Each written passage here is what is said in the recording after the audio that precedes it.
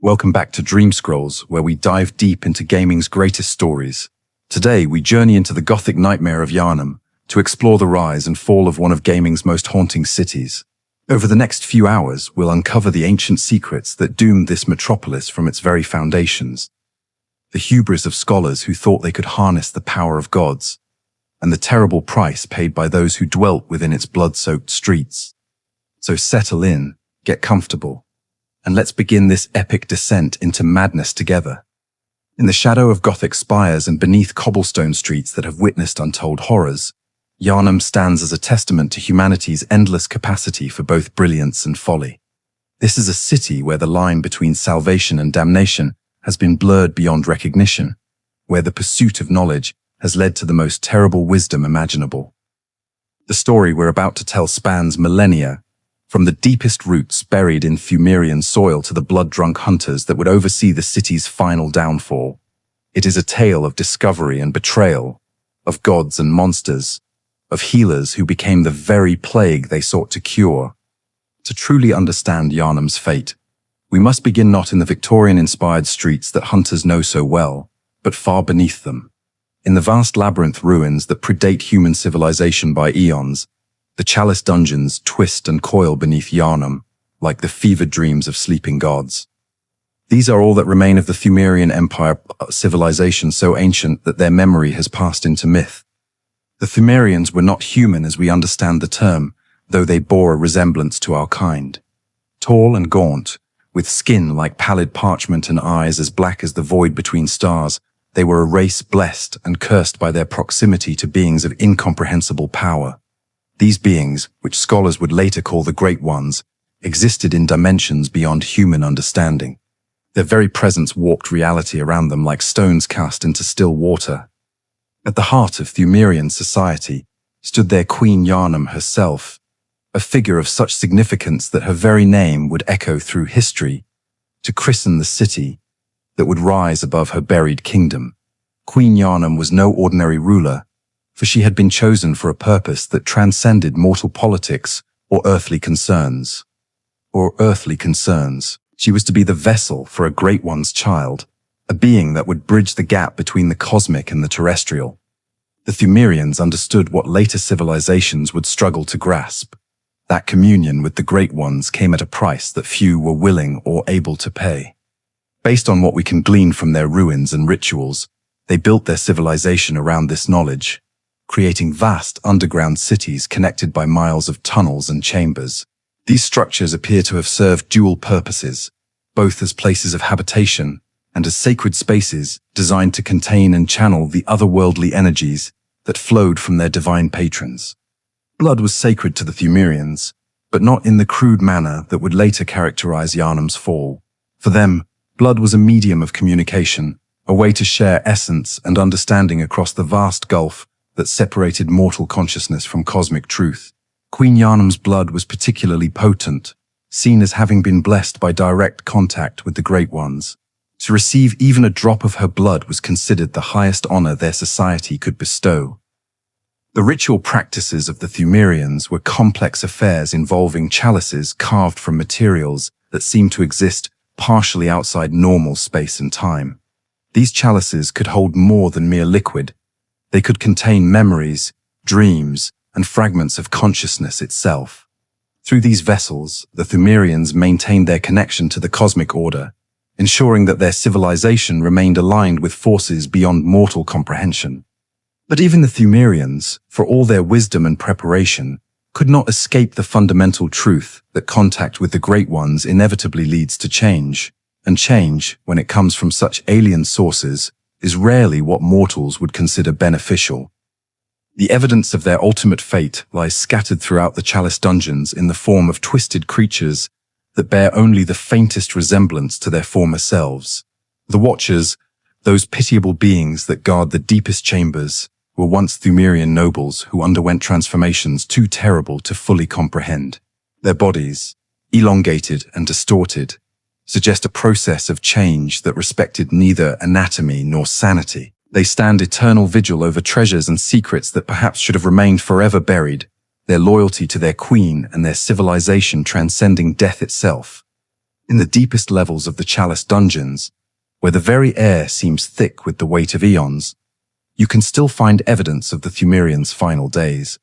Chambers filled with preserved blood, altars stained with substances that seem to shift and move when viewed from the corner of one's eye, and most telling of all, the empty throne rooms where Pthumerian royalty once held court with beings that existed primarily as geometric impossibilities. The great ones that the Pthumerians served were not malevolent in any sense that human minds could grasp. They were simply so fundamentally different from terrestrial life that their very presence was incompatible with sanity as mortals understand it. Like a musical note so pure that it shatters crystal, the Great Ones' attempts at communication left permanent changes in everything they touched. Queen Yharnam's pregnancy represents what appears to be the ultimate culmination of Pthumerian ambition and the beginning of their end. The child she carried, Murgo, was intended to be a bridge between worlds, a being that could exist simultaneously in the cosmic realm of the Great Ones and the physical reality of the material plane. Whether this was to be a literal child or something more conceptual remains a matter of interpretation, but Murgo's true existence would clearly transcend conventional biological categories. The circumstances surrounding Murgo's birth remain shrouded in mystery and tragedy. What we know with certainty is that the child was taken from Queen Yharnam before birth could be completed, leaving both mother and child in a state scholars describe as eternal incompletion. Whether this act was performed out of fear, jealousy, or misguided protection by other Pthumerians, or perhaps by the Great Ones themselves, remains subject to debate. What's undeniable is that it created a wound in reality itself, one that thousands of years later would still bleed into the present. Queen Yharnam's grief became a force unto itself, her anguish echoing through time and space to influence events that would not occur for thousands of years. Her search for her lost child would continue long after her physical form had crumbled to dust, her consciousness preserved by a sorrow so profound that it transcended death itself. The Pthumerian civilization did not end with a dramatic cataclysm but faded gradually as their people succumbed to the changes that their communion with the Great Ones had wrought. Evidence throughout the Chalice Dungeons suggests multiple fates befell them. Some became the mindless watchers that still guard their ancient halls, their bodies elongated and transformed beyond recognition. Others mutated into creatures so alien that they barely qualify as life in any recognizable sense. A few, perhaps the wisest or the most cursed, appear to have simply dissolved, their consciousness perhaps merging with the cosmic forces they had served. What remained was a vast network of empty chambers and corridors, filled with treasures that carried their own curses and knowledge that perhaps should never have been acquired. These ruins would lie dormant for millennia, sealed away from the world above by the simple fact that no one remembered they existed. But secrets have a way of surfacing when the time is right. And the knowledge buried in the Chalice Dungeons would eventually draw new seekers to their depths. The influence of the Pthumerians extended beyond their underground realm in ways that would not become apparent until much later. The very land above their ruins had been changed by their presence, made more receptive to otherworldly influences and more likely to produce individuals capable of perceiving beyond the normal range of human sensation. This metaphysical pollution would prove crucial to later events, creating the conditions necessary for Yharnam's particular brand of enlightenment and madness. As we move forward in our exploration of Yharnam's history, we must remember that the city was built quite literally on a foundation of cosmic horror. Every brick and stone rested upon soil that had been steeped in otherworldly influence for thousands of years. The Pthumerians had opened a door that could never be fully closed, and all who came after would, whether they knew it or not, walk in the shadow of that ancient transgression. Thousands of years after the Pthumerian civilization had faded into legend, the land that would become Yharnam remained largely uninhabited. Dense forests grew over the ancient ruins, their roots intertwining with Pthumerian stonework in ways that seemed almost intentional. It was in this wilderness, beside a lake that reflected the moon with unusual clarity, that a remarkable institution would be founded. Byrgenwerth College began as a place of learning unlike any other, established by scholars who believed that knowledge itself was the key to human transcendence. The man who would become its most famous provost, Willem, was a figure of towering intellect and boundless curiosity.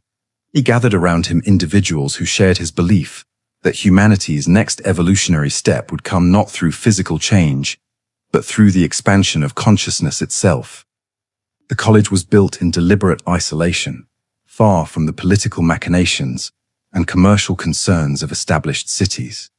Willem and his colleagues wanted nothing to interfere with their pursuit of pure knowledge. The building itself was a marvel of architecture and engineering, featuring a lunarium designed for astronomical observation and vast libraries capable of housing knowledge from across the known world. Willem's philosophy was elegantly simple in concept yet revolutionary in its implications. He taught that the human brain, limited as it was by its physical structure, could be transcended through the cultivation of what he termed inner eyes. These were not literal organs, but enhanced states of perception that would allow individuals to see beyond the narrow spectrum of normal human experience. The practice of developing inner eyes involved meditation, study, and exposure to concepts that pushed the boundaries of conventional understanding. Students at Byrgenwerth wore blindfolds during their studies, forcing them to look inward and develop senses that went beyond mere physical sight. The goal was to achieve a state of consciousness that could perceive the cosmic truths that lay hidden behind the veil of everyday reality. Among Willem's most promising students was a young man named Laurence, whose intellect matched his master's but whose temperament proved to be quite different. Where Willem was patient and methodical in his approach to knowledge, Laurence possessed a driving ambition that sought immediate and practical applications for their discoveries. This difference in approach would eventually prove to be catastrophic.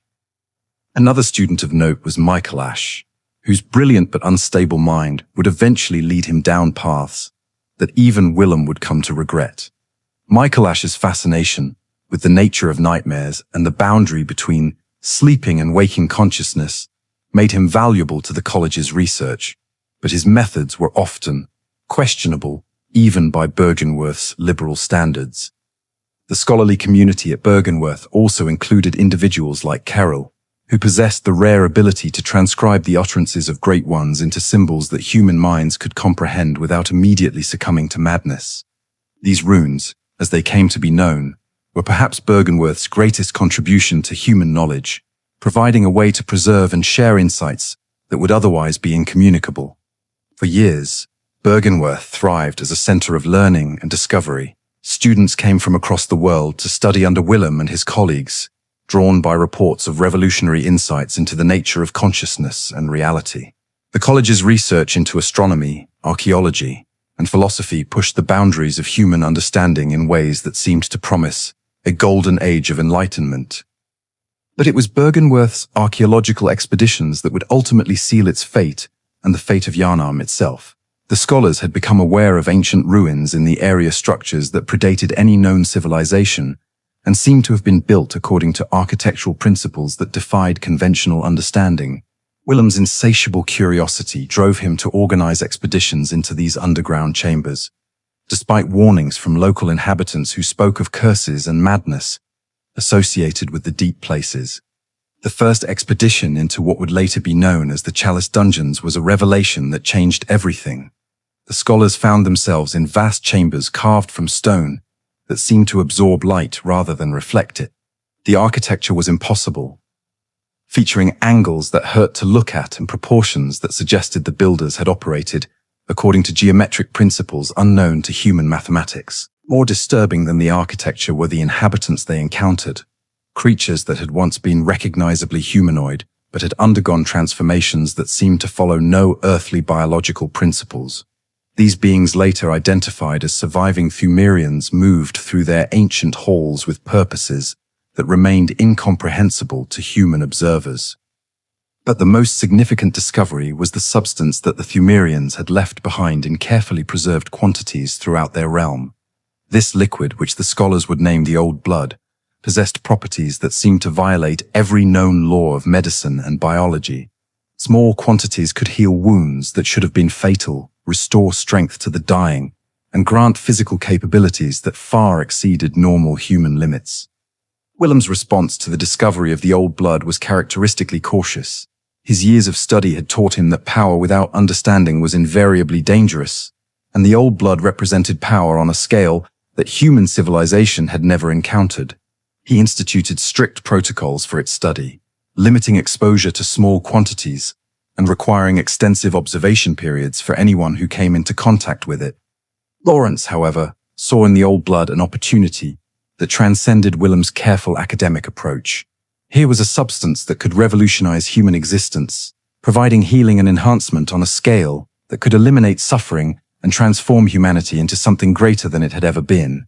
The philosophical differences between master and student began to widen into an unbridgeable chasm. The tension at Byrgenwerth was exacerbated by other discoveries in the ruins below. The scholars found evidence of the Great Ones themselves beings of such alien nature that merely attempting to comprehend them pushed human minds to their breaking points. Some researchers reported dreams and visions after exposure to Pthumerian artifacts, experiences that seemed to provide genuine insights into cosmic truths, but at the cost of conventional sanity. Willem's approach to the Great Ones was consistent with his overall philosophy. He believed that contact with these beings should be achieved through the cultivation of inner eyes and expanded consciousness rather than through physical means. The goal was to evolve human perception to the point where communication with cosmic entities became possible without the devastating psychological consequences that seemed to affect those who encountered them unprepared. The college's research during this period produced remarkable results in multiple fields. Astronomical observations revealed patterns in stellar movements that seemed to correlate with events in the ruins below. Archaeological work uncovered artifacts that challenged fundamental assumptions about the history of human civilization. Most importantly, the study of consciousness itself reached levels of sophistication that remain unmatched to this day. But even as Byrgenwerth achieved unprecedented insights into the nature of reality, cracks began to appear in the foundation of the scholarly community. Students who spent too much time in contact with Pthumerian artifacts began to exhibit behavioral changes that Willem found troubling. Some developed an obsessive fascination with eyes, often decorating their rooms with drawings and sculptures of ocular imagery. Others reported hearing voices that spoke in languages that predated human speech. The most disturbing cases involved students who claimed to have achieved direct communication with the Great Ones. These individuals often displayed knowledge that they could not have acquired through conventional study, but they also showed signs of mental deterioration that progressed rapidly from eccentricity to complete disconnection from consensual reality. Willem found himself caught between his desire for knowledge and his growing awareness that the pursuit of cosmic truth carried prices that might be too high for human minds to pay. His famous adage, "Fear the old blood," emerged from this period of uncertainty and reflection. He had begun to understand that the substance they had discovered was not merely a tool for enhancement, but a direct link to alien intelligences that operated according to principles incompatible with human existence. The breaking point came when Laurence proposed using the Old Blood not merely for research, but for large-scale application to human subjects. His vision was of a new form of medicine that could eliminate disease and death itself, transforming humanity into a species capable of taking its place among the cosmic entities that governed reality. Willem's refusal to sanction such experiments was seen by Laurence not as wisdom, but as cowardice, a failure to embrace the transformative potential of their discoveries. The split between Willem and Laurence was not merely personal but philosophical, representing two fundamentally different approaches to the relationship between humanity and the cosmic forces they had discovered. Willem advocated for slow, careful evolution of human consciousness, allowing natural development to eventually bridge the gap between mortal and divine. Laurence pushed for immediate transformation through direct application of otherworldly power, believing that humanity could take by force what it was not naturally ready to receive. The departure of Laurence and many of his supporters marked the end of Byrgenwerth as a unified institution. Those who remained with Willem continued their research into consciousness and cosmic communication, but the loss of so many brilliant minds severely limited their capabilities. The college became increasingly isolated, both physically and intellectually, as the surrounding forest grew denser and contact with the outside world dwindled. Willem himself underwent changes during this period that reflected his deep engagement with the cosmic forces they had discovered. His pursuit of inner eyes had progressed to the point where his perception of reality differed fundamentally from that of ordinary humans. He could see patterns and connections that remained invisible to others.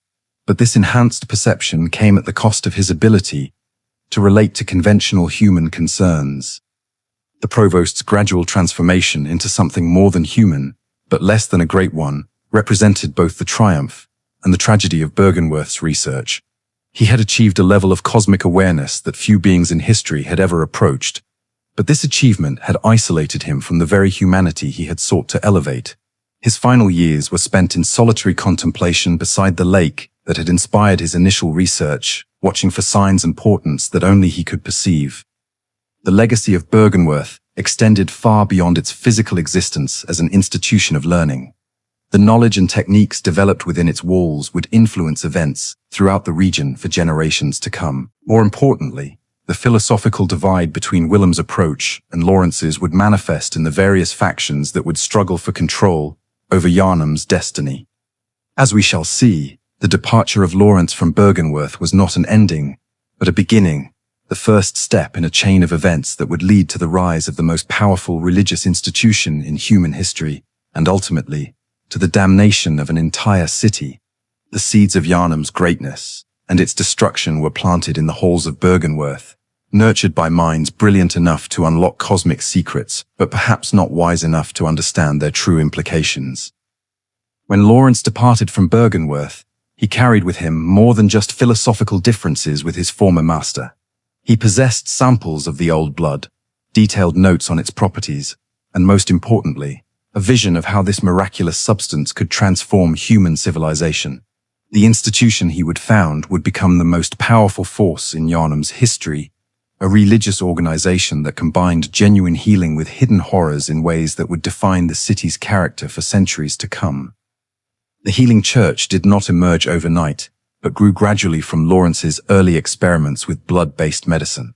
His initial work focused on treating ailments that conventional medicine could not address, using carefully diluted quantities of old blood to achieve results that seemed miraculous to those who witnessed them. Patients suffering from wasting diseases found their strength restored. Wounds that should have taken weeks to heal closed within days. Most remarkably, conditions that had been considered terminal proved responsive to blood treatment. Word of these miraculous cures spread quickly through the communities surrounding Byrgenwerth, drawing desperate individuals from across the region. Laurence found himself overwhelmed with patients seeking treatment, a situation that required him to establish more formal medical facilities and training programs for assistance. What began as a small experimental practice evolved into a network of clinics and hospitals that would eventually span the entire region. The religious aspects of what would become the healing church emerged naturally from the public's response to blood healing. When conventional medicine fails and miraculous recovery follows, it is natural for people to speak of divine intervention. Laurence, who had always possessed a talent for public speaking and persuasion, found it useful to frame his work in terms that people could easily understand and accept. The establishment of formal religious doctrine around blood healing served multiple purposes. It provided a framework for understanding the seemingly impossible cures that blood treatment could achieve. It created a sense of community among those who had been healed and those who administered the treatments. Most importantly, it provided a means of controlling access to the old blood itself, ensuring that this powerful substance remained in the hands of those who understood its proper use. Laurence's theology was sophisticated in its simplicity. He taught that blood was the sacred medium through which divine power could be channeled to heal human suffering. The process of blood ministration, as it came to be known, was presented as a holy ritual that required proper preparation, understanding, and spiritual purity to be effective. This religious framework made the medical practice more acceptable to a population that was deeply suspicious of anything that seemed to challenge conventional understanding. The early years of the healing church were marked by remarkable success in treating previously incurable conditions. The organization's reputation spread far beyond the immediate region, drawing pilgrims and patients from distant lands who had heard tales of miraculous healing. This influx of visitors brought wealth and influence to the areas controlled by the church. beginning Yharnam's transformation from a quiet backwater into a major center of commerce and culture. The architecture of early church facilities reflected both their medical and religious functions. Hospitals were built with chapels at their centers, allowing patients to participate in religious services as part of their treatment. The design of these buildings emphasized light and openness, creating environments that promoted both physical and spiritual healing. The combination of practical medical care with inspiring religious architecture became a hallmark of church construction throughout the region. As the healing church grew in influence, it began to attract scholars and researchers who were drawn by the organization's unique approach to medicine and its apparent success in treating impossible cases. Many of these individuals were former students of Byrgenwerth, who had followed Laurence in his departure from Willem's institution. Their knowledge and expertise helped the church develop more sophisticated techniques for blood preparation and administration. The development of formal church hierarchy during this period reflected both practical necessities and theological considerations. At the top stood Laurence himself, bearing the title of first vicar and serving as both spiritual leader and chief medical officer. Below him were the senior clergy, individuals who had demonstrated both medical expertise and spiritual dedication. At the base of the hierarchy were the ordinary practitioners, men and women, who administered blood treatments under the supervision of their superiors. The church's approach to training new members was comprehensive and rigorous. Candidates underwent extensive education in both medical techniques and religious doctrine, ensuring that they understood both the practical and spiritual aspects of their work. This training process served as a form of quality control, weeding out individuals who lacked either the technical skills or the spiritual commitment necessary for effective blood ministry. One of the most significant developments during the church's early period was the establishment of formal protocols for blood preparation and storage. The old blood in its pure form was far too potent for direct human consumption, requiring careful dilution and preparation to achieve therapeutic effects without harmful side effects. The techniques developed for this purpose became closely guarded secrets, known only to the highest-ranking members of the church hierarchy. The church's success in treating disease and injury created a feedback loop that accelerated its growth and influence. As more people were successfully treated, the organization's reputation spread further, attracting both more patients and more resources. Donations from grateful patients and their families provided the funds necessary for expansion, while the testimonies of those who had been healed served as powerful recruitment tools for new members. The relationship between the healing church and secular authorities during this period was generally cooperative. Local rulers appreciated the church's ability to maintain public health and were grateful for the economic benefits that medical tourism brought to their territories. In exchange for official recognition and protection, the church provided medical services to government officials and their families, creating relationships of mutual dependence that strengthened both institutions. However, not all of the church's activities during this period were purely benevolent. The organization's researchers, driven by Laurence's ambition to fully understand and exploit the old blood's properties, began conducting experiments that pushed the boundaries of medical ethics. These investigations, conducted in secret facilities away from public scrutiny, would eventually lead to discoveries that would reshape the church's understanding of blood healing and its ultimate potential. The most significant of these research programs focused on the long-term effects of blood treatment on human physiology and consciousness. Researchers noticed that patients who received multiple blood treatments often developed enhanced physical capabilities beyond simple healing. Strength, speed, and endurance all showed improvement, suggesting that the old blood was not merely curing disease, but actively enhancing human potential. More intriguing were the reports of enhanced mental capabilities among long-term blood treatment recipients. Some patients reported improvements in memory, reasoning ability, and sensory perception that seemed to go far beyond what could be explained by simple recovery from illness. A few individuals developed what could only be described as supernatural abilities, including apparent telepathic communication and precognitive insights. These developments excited church researchers who saw in them confirmation of Laurence's vision of blood treatment as a means of human transformation. However, they also noticed disturbing trends among some patients that suggested the old blood's effects were not universally beneficial.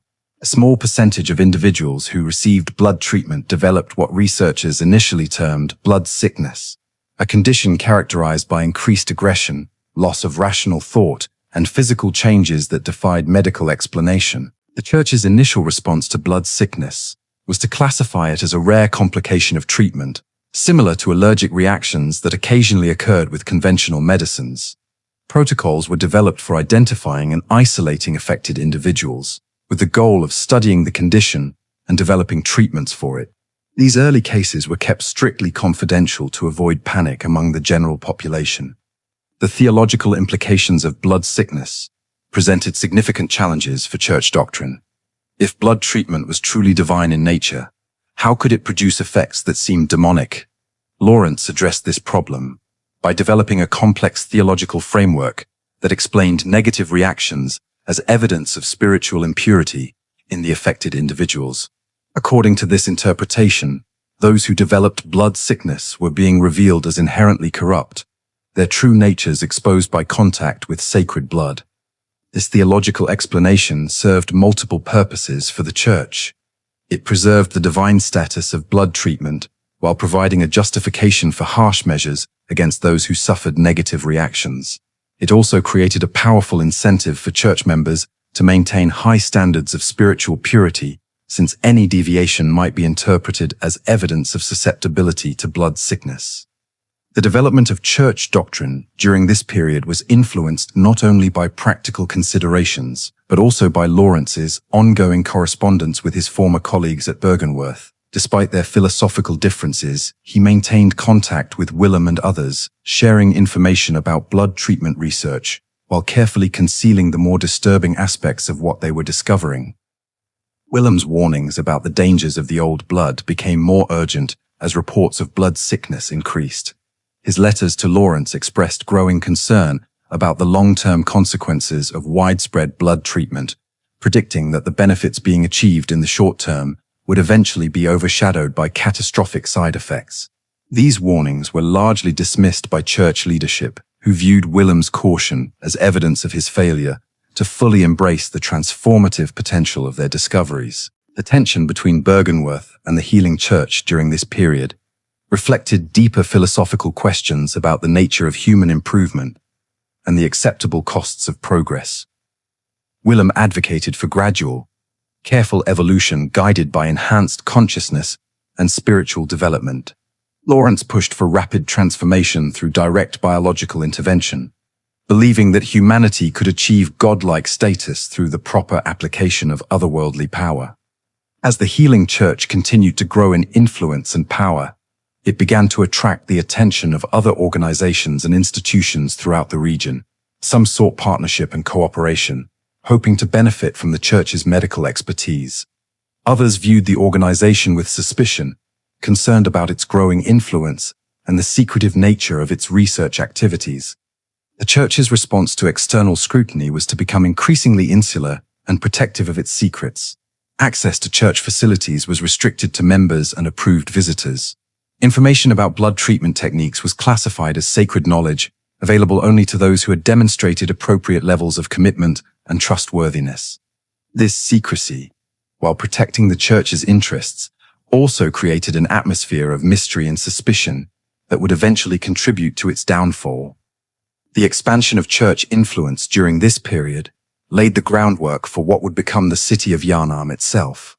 As the organization's headquarters and primary medical facilities grew larger and more sophisticated, they attracted supporting businesses and services. Inns and taverns appeared to serve visiting patients and their families. Merchants established shops to supply the needs of the growing population. Craftsmen and artisans found steady work creating the specialized equipment and furnishings required by church facilities. The emergence of Yharnam as a major urban center was thus directly linked to the success of the healing church and its blood-based medicine. The city's entire economy and culture developed around the central fact of blood healing, creating a society unlike any other in human history. Every aspect of life in Yharnam, was influenced by the church's presence, from the architecture of buildings to the rhythms of daily commerce. The establishment of formal church authority over Yharnam marked a crucial turning point in both the organization's development and the city's destiny. With secular power now concentrated in religious hands, the church was free to pursue its research and expansion without external interference. This freedom would prove to be both a blessing and a curse, enabling remarkable discoveries, while also removing the constraints that might have prevented catastrophic mistakes. In the deepest chambers beneath Yharnam, where the ancient Pthumerian ruins gave way to even stranger architectural impossibilities, church researchers made a discovery that would fundamentally alter both their understanding of the cosmos and their approach to blood-based medicine. The being they encountered defied every category of earthly life, existing as a bridge between the material world and dimensions that human minds could barely comprehend. Ebrietas, the Great One, that would become central to the church's highest mysteries, was discovered left behind in the ancient labyrinths. This discovery suggests she had been abandoned by other Great Ones during what appears to have been a mass departure of cosmic entities from the material plane. Unlike the hostile or indifferent entities that researchers had encountered in other parts of the ruins, this cosmic being showed no signs of aggression or otherworldly malevolence.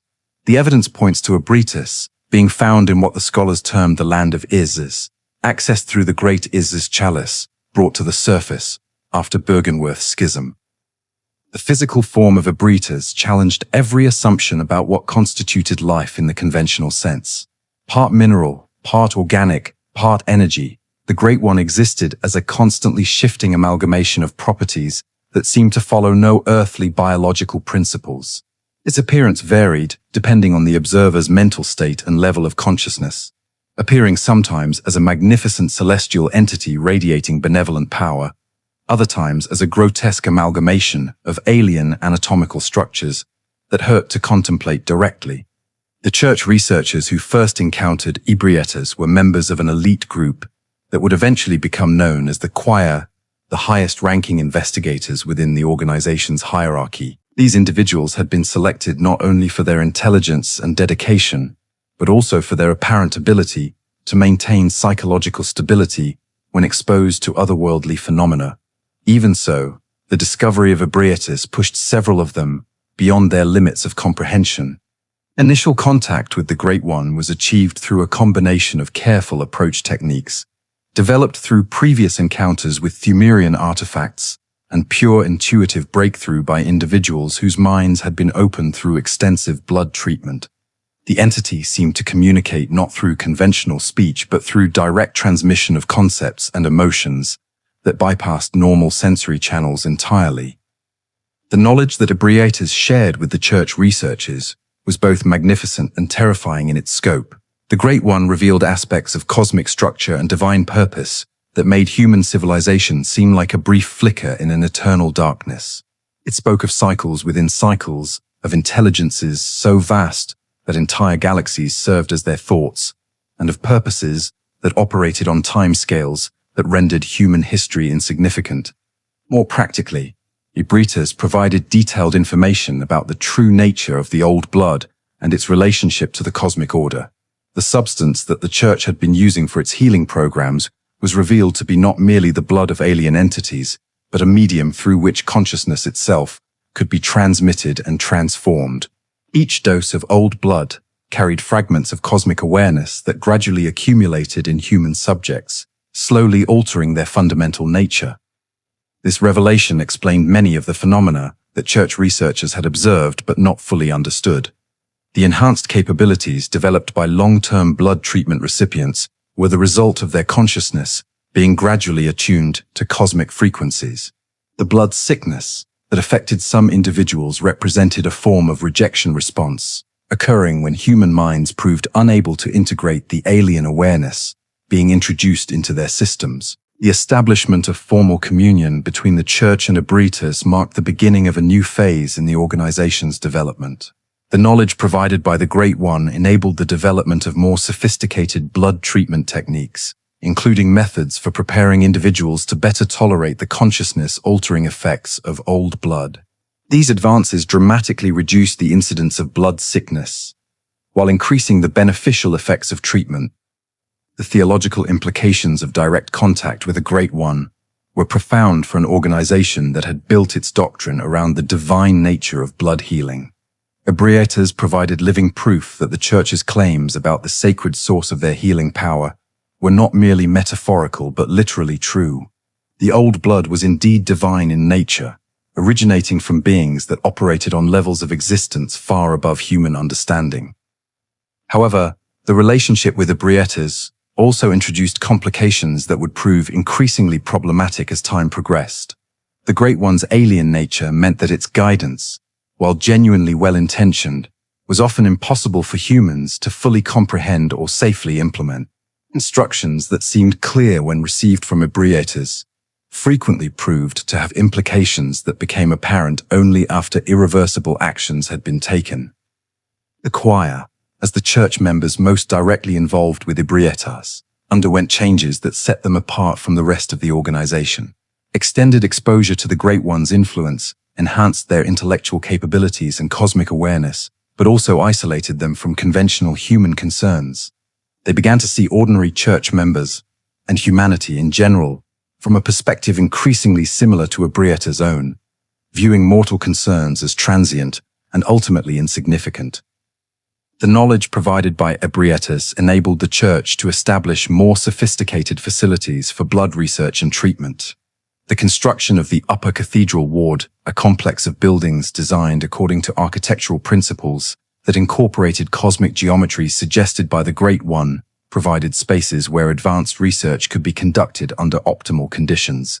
These facilities represented the pinnacle of human achievement in the integration of earthly and divine knowledge. Within the Upper Cathedral Ward, Church researchers developed techniques for blood preparation that far exceeded anything previously achieved. The communion with Ebrietas had revealed that the old blood could be refined and concentrated in ways that multiplied its effects exponentially. These new preparation methods produced substances that could not only heal physical ailments, but actively transform human subjects into beings closer to the Great Ones themselves. The development of these advanced blood treatments led to the creation of what Church doctrine termed humans who had been so thoroughly transformed by exposure to cosmic blood that they could no longer be considered fully human. The process of becoming kin was not random but followed specific protocols developed through careful study of Ebrietas' guidance. Successful transformation required not only physical exposure to concentrated old blood, but also psychological preparation that could take years to complete. The first generation of kin created through church research were individuals who had volunteered for the transformation process, understanding that they were participating in humanity's next evolutionary step. These early successes encouraged further experimentation, leading to programs designed to identify and prepare suitable candidates for kin transformation from among the general population. The criteria for selection were complex, involving not only physical health, but also psychological stability and spiritual purity, as defined by church doctrine. The existence of the kin was kept secret from the general population, known only to the highest levels of church hierarchy and the choir members who worked directly with them. This secrecy was maintained not out of shame but from a genuine concern that knowledge of human transformation would cause widespread panic and disruption. The church leadership believed that humanity needed to be gradually prepared for the revelation that transcendence of human limitations was not only possible, but actively being pursued by their spiritual leaders. The relationship between Ebrietas and the church during this period was characterized by mutual benefit and growing dependency. The Great One received something that it had apparently been lacking for eons: genuine communion with conscious beings who could appreciate, however imperfectly, the cosmic perspectives that defined its existence. In return, the church gained access to knowledge and power that elevated it far above any earthly institution in terms of its capabilities and influence. However, the communion with Ebrietas also introduced subtle corruptions into church doctrine and practice that would have far-reaching consequences. The Great One's perspective on existence was so fundamentally different from human understanding that its guidance often led to decisions that seemed logical from a cosmic standpoint but proved catastrophic when implemented in human society. The notion that individual human lives were insignificant in the context of cosmic evolution began to influence church policy in ways that gradually eroded the organization's original commitment to healing and helping humanity. The establishment of the choir as a separate faction within the church hierarchy reflected these growing tensions between cosmic wisdom and human values. Members of the choir, through their direct contact with Ebrietas, had achieved levels of consciousness that set them apart from ordinary humans, but also isolated them from conventional moral considerations. They began to view themselves as shepherds of humanity's evolution, entitled to make decisions about human destiny without consulting those who would be affected by their choices. The choir's research programs during this period expanded beyond simple blood treatment into areas that would have horrified the general population had they been aware of them. Experiments in consciousness transfer, artificial creation of kin-like beings, and direct manipulation of human development were all justified as necessary steps in humanity's guided evolution toward a higher state of existence. The suffering of individual subjects in these experiments was considered acceptable in the context of the greater good being pursued. The development of the orphanage represented one of the most ambitious and morally questionable projects undertaken by the choir during this period. Located within the Upper Cathedral Ward and connected to their research facilities, the orphanage ostensibly served as a charitable institution to care for Yharnam's many orphans. In reality, it functioned as a testing ground for techniques designed to create kin from human children experiments, building upon the failures witnessed in the earlier research hall. The selection of orphans as subjects was grimly practical. These were individuals who would not be missed by families or communities, making their transformation or loss unlikely to cause public outcry. The orphanage key's description reveals the truth. It was a place of scholarship and experimentation, where young orphans became potent, unseen thinkers for the healing church. The children brought to the orphanage underwent procedures that were presented as education and spiritual development, but actually represented systematic attempts to transform them into kin beings that had transcended human limitations. Unlike the adult patients of the research hall, whose minds could not handle the transformation, children proved more adaptable. Many subjects died or suffered complete mental collapse, but some succeeded in becoming celestial emissaries and other kin-like beings. These transformed children became the potent, unseen thinkers that would form the core of what eventually became the choir itself.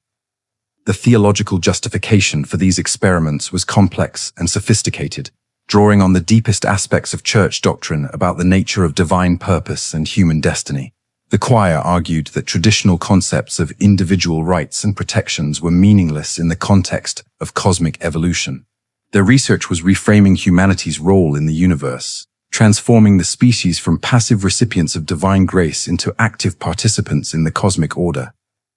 The success of these programs, from the church's perspective, provided evidence that their approach to human transformation was not only viable but necessary. The kin created through their research displayed capabilities that far exceeded normal human limitations, including enhanced physical strength, supernatural sensory abilities, and forms of consciousness that could perceive and interact with cosmic forces directly. These achievements seem to validate Lawrence's original vision of blood treatment as a means of human transcendence. However, the creation of kin also introduced new problems that the church was not fully prepared to address. The transformed beings, while possessing enhanced capabilities, often struggled to maintain stable psychological states. Their expanded consciousness made them aware of cosmic truths that were difficult to reconcile with existence in the material world. Many developed forms of alienation and despair that no earthly comfort could address. The relationship between kin and ordinary humans became increasingly problematic as the transformation programs expanded. The enhanced beings found it difficult to relate to the concerns and limitations of their former species, while humans who encountered kin often experienced psychological distress from contact with beings that existed partially outside normal reality. These tensions contributed to the growing secrecy surrounding church research and the development of facilities designed to isolate transformed beings from the general population. The influence of Ebrietas on church architecture during this period was profound and disturbing. Buildings constructed according to the Great One's guidance incorporated geometric principles that seemed designed to facilitate cosmic communion, but had unsettling effects on human occupants. Rooms with impossible angles, corridors that seemed longer from the inside than their external dimensions would allow, and chambers that created acoustic effects that bypassed normal hearing to directly stimulate consciousness, were all features of advanced church construction. The psychological effects of prolonged exposure to these architectural anomalies became apparent among church members who worked in the newest facilities. Reports of enhanced perception and cosmic awareness were accompanied by accounts of disorientation, reality dissociation, and in some cases, complete psychological breakdown. The Church's response was to classify these effects as positive signs of spiritual development, evidence that individuals were successfully transcending human limitations. The growing influence of cosmic architecture on church design reflected a broader trend toward the integration of otherworldly principles into every aspect of the organization's operations. Ebrietas' guidance was sought not only for major research projects, but for administrative decisions, theological questions, and even mundane matters of daily operation. This dependency on alien wisdom gradually eroded the Church's connection to specifically human values and concerns. As the healing Church consolidated its power and influence throughout Yharnam, the organization found itself confronting threats that its original mission of healing and spiritual guidance had never anticipated. The very success of blood ministration had created new dangers that required responses far removed from the pastoral care and medical treatment that had originally defined church activities. It was in addressing these challenges that the Church would develop its most controversial and ultimately destructive innovations. The first hunters emerged not from formal church planning but from practical necessity. The researchers and clergy who ventured into the ancient ruins beneath Yharnam encountered creatures and phenomena that posed genuine physical threats to human life. The twisted remnants of Pthumerian civilization, while not actively malevolent, were often dangerous to approach without appropriate precautions. More concerning were the reports of new creatures appearing in areas where blood research was being conducted, beings that seemed to be attracted by the otherworldly energies associated with old blood experimentation. The man who would become known as the first hunter was Yharnam, a craftsman and warrior whose exceptional skills caught the attention of church leadership during a particularly dangerous expedition into the ruins. Yharnam's approach to combat was unlike anything that conventional military training could produce, emphasizing speed, precision, and adaptability over brute force. His techniques proved remarkably effective against the otherworldly threats that conventional weapons could barely harm. Under church sponsorship, Yharnam established what would become known as the Old Workshop, a facility dedicated to training individuals who could serve as protectors for church research activities.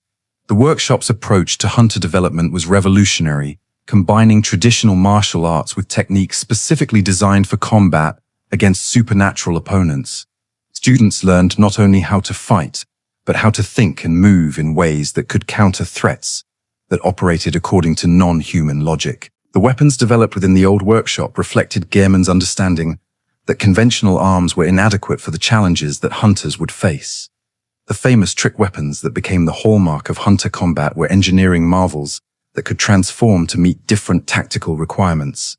A sword could become a whip for extended reach, an axe could extend its handle for greater leverage, and firearms could be integrated with melee weapons to provide both ranged and close combat capabilities. The psychological preparation of hunters was as important as their physical training. Yharnam understood that individuals who would face otherworldly horrors needed mental conditioning that went far beyond conventional military preparation. Hunters learned meditation techniques that could maintain psychological stability when confronted with beings whose very existence challenged rational understanding. They studied philosophy and theology to develop conceptual frameworks that could accommodate experiences that lay outside normal human categories. The early hunters recruited by the workshop were remarkable individuals who combined exceptional physical capabilities with the intellectual flexibility necessary to adapt to unprecedented challenges. Many were drawn from backgrounds that had already exposed them to unusual circumstances, scholars who had worked with church researchers, craftsmen who had created specialized equipment for expeditions into ruins, and individuals who had demonstrated unusual resistance to the psychological effects of otherworldly contact. The relationship between the hunters and the church during this early period was characterized by mutual respect and shared purpose.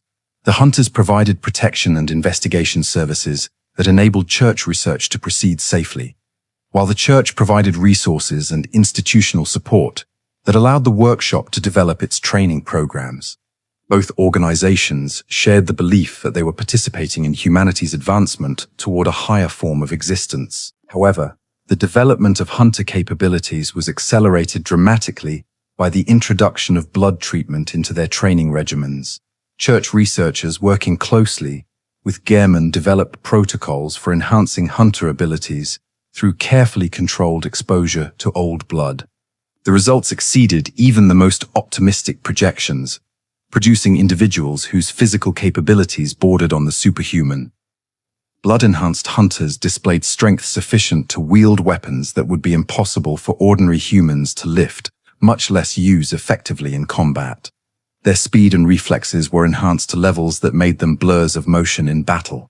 Most remarkably, their healing abilities were dramatically accelerated, allowing them to recover from wounds that would incapacitate or kill normal humans within minutes rather than weeks. The psychological effects of blood enhancement on hunters were more complex and troubling than the physical benefits. While most hunters maintained their essential personalities and loyalties, they also developed what could best be described as an addiction to combat and violence.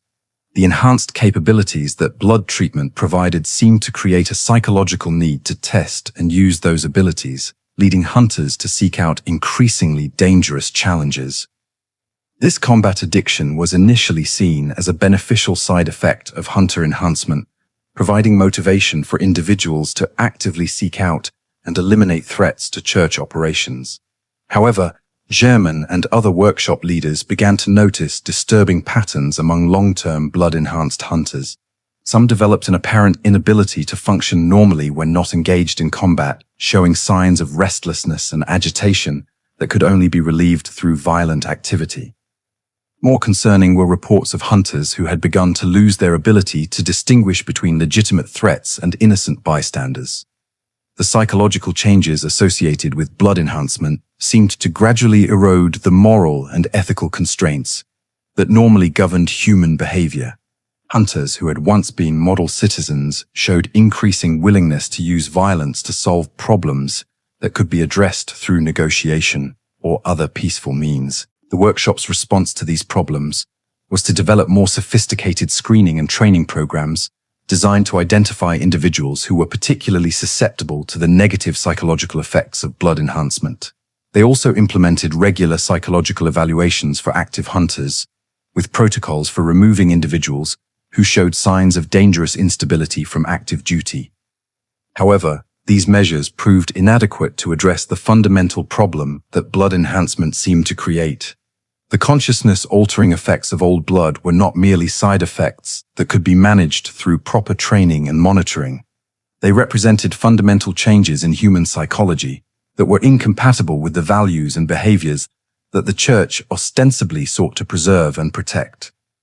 The emergence of the Powder Keg faction within the hunter community represented both an evolution of hunter capabilities and a warning about the direction that blood enhancement was taking human development.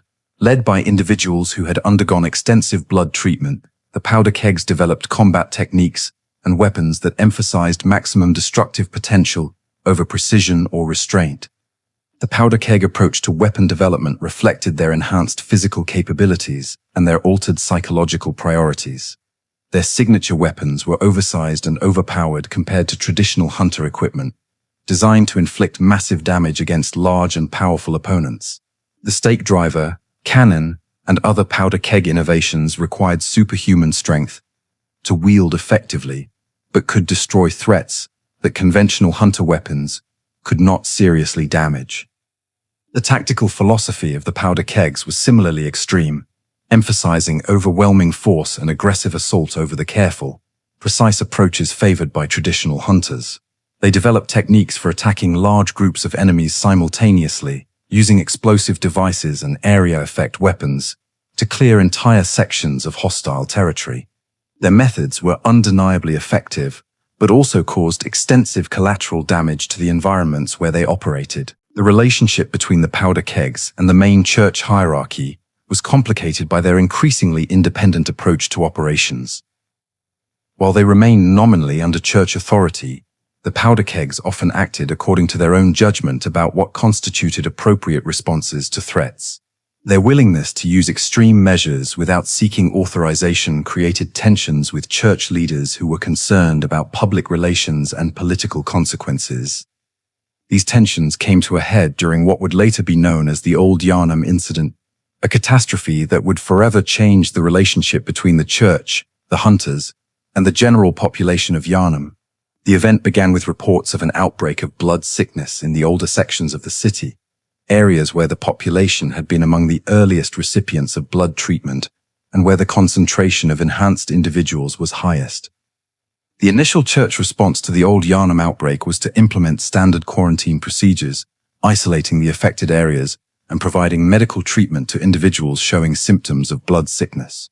However, the scale and severity of the outbreak quickly exceeded anything that previous experience had prepared church medical personnel to handle.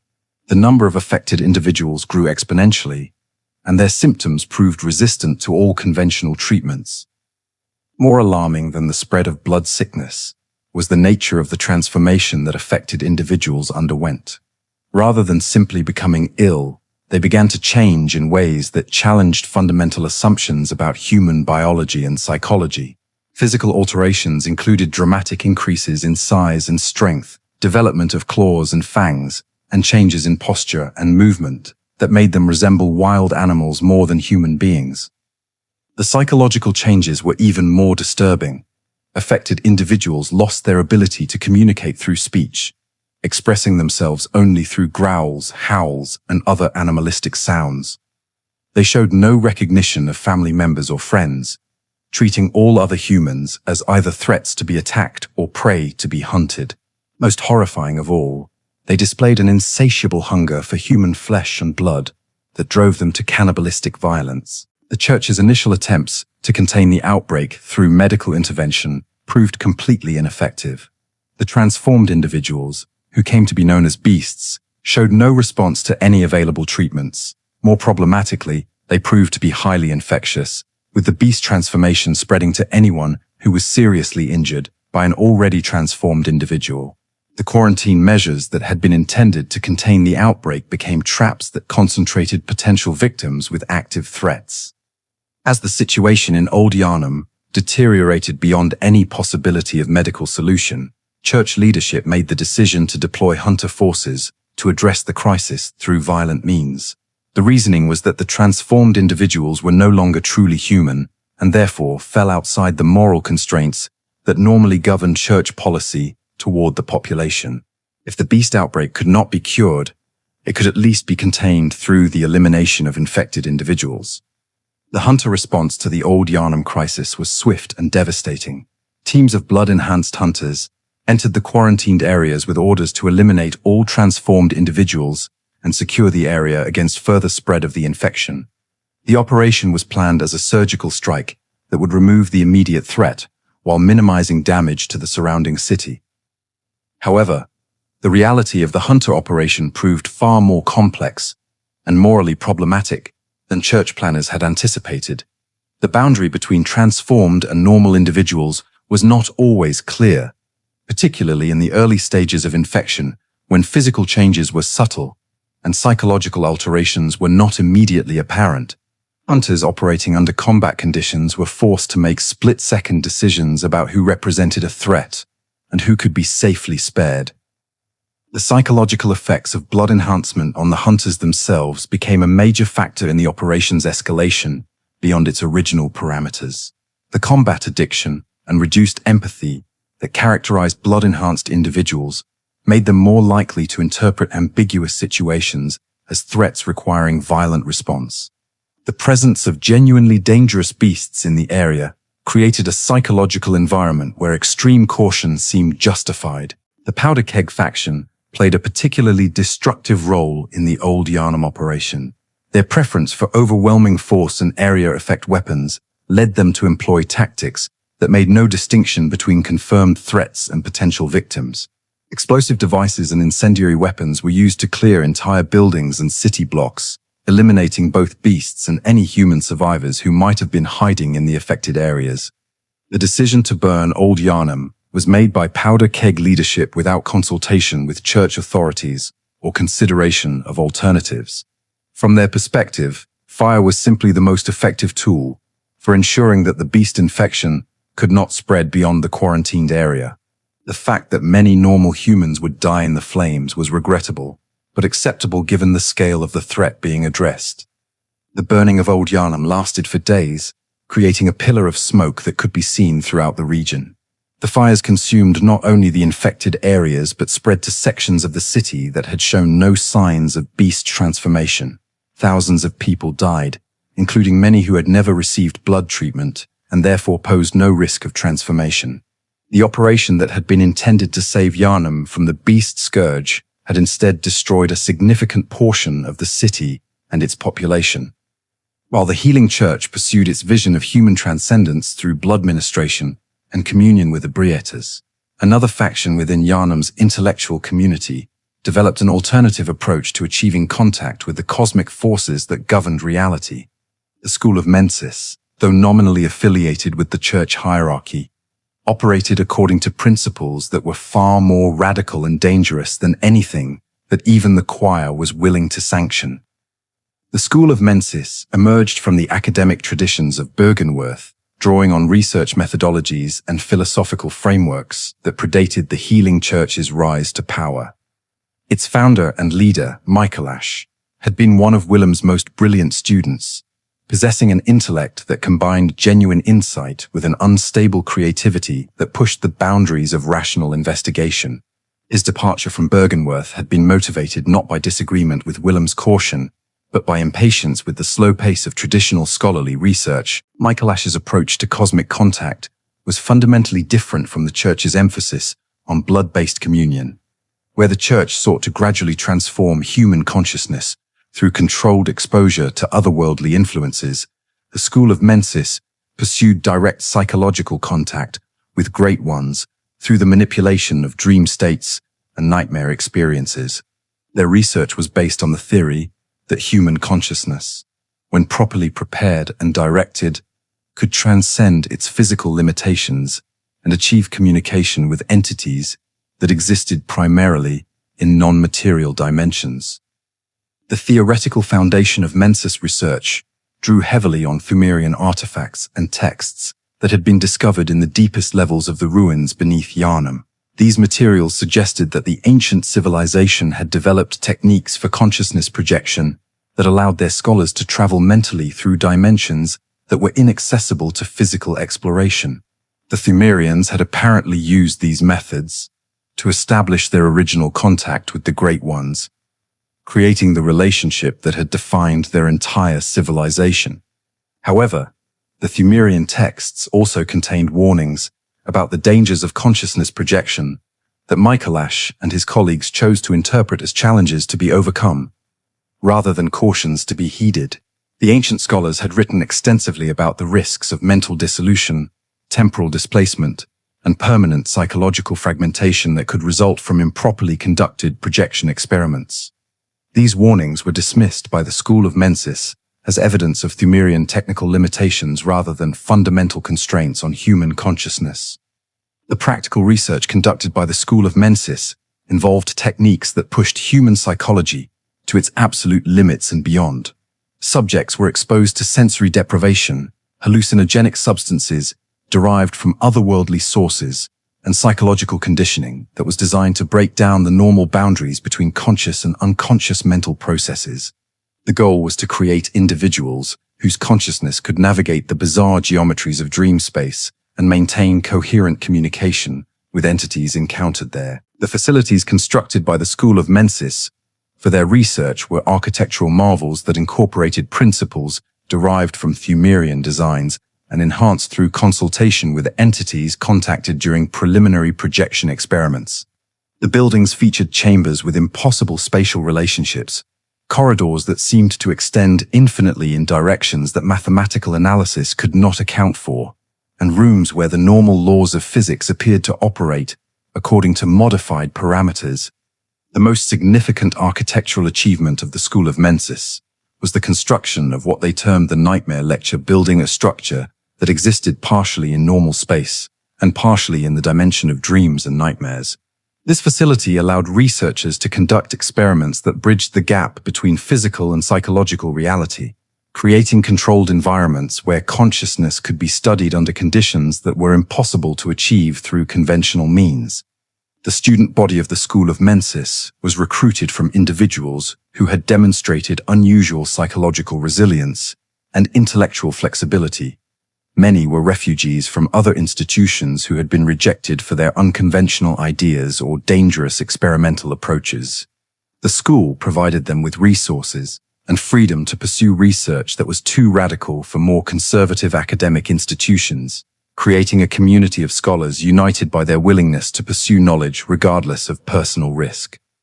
The experimental protocols, developed by the School of Mensis, pushed far beyond anything that would be considered ethical by conventional standards. Human subjects were regularly exposed to procedures that carried significant risks of permanent psychological damage or death. The justification for these extreme measures was that the knowledge being pursued was so fundamental to human development that individual suffering was acceptable in service of the greater good. The most ambitious project undertaken by the School of Mensis was their attempt to artificially create a Great One through the manipulation of human consciousness and dream energy. This research was based on the theory that Great Ones were not necessarily beings that had always existed in their current form, but entities that had achieved cosmic status through the proper application of consciousness-altering techniques. If this theory was correct, then it should be possible for human researchers to replicate the process and create new cosmic entities under controlled conditions. The creation of an artificial Great One required massive amounts of mental energy focused through precisely controlled dream states. The School of Mensis developed techniques for linking multiple human consciousnesses together in shared nightmare experiences, creating collective mental constructs that possessed properties beyond those of any individual mind. These experiments produced phenomena that convinced the researchers that they were on the right track, including apparent communication with entities that claimed to be Great Ones and manifestations of power that exceeded anything that conventional psychology could explain. However, the school's research also produced results that were far more disturbing than their most pessimistic projections had anticipated. The nightmare-linking experiments created shared psychological spaces that proved to be unstable and dangerous to navigate. Subjects who participated in group consciousness sessions often reported experiences that persisted long after the formal experiment had ended, including visitations by entities that seemed to exist independently of the experimental framework. More troubling were the reports of reality distortions that appeared to extend beyond the laboratory environment. Researchers and subjects began to experience phenomena in their daily lives that suggested the boundaries between dream and waking consciousness were becoming increasingly unstable. Buildings would appear to change their internal layout overnight.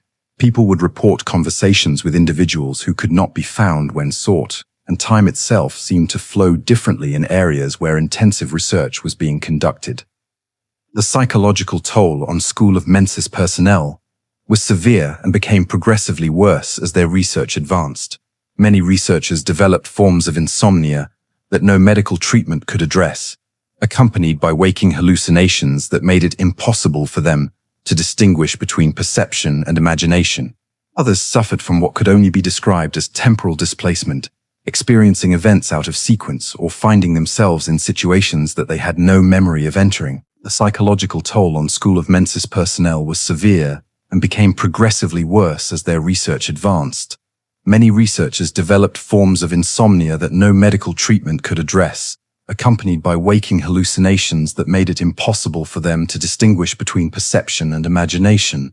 Others suffered from what could only be described as temporal displacement, experiencing events out of sequence or finding themselves in situations that they had no memory of entering.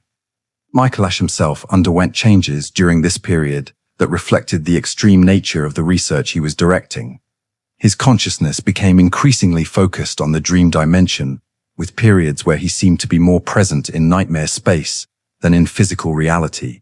His communications with colleagues became fragmentary and often incomprehensible, filled with references to entities and events that existed only in the collective unconscious spaces that the school was exploring.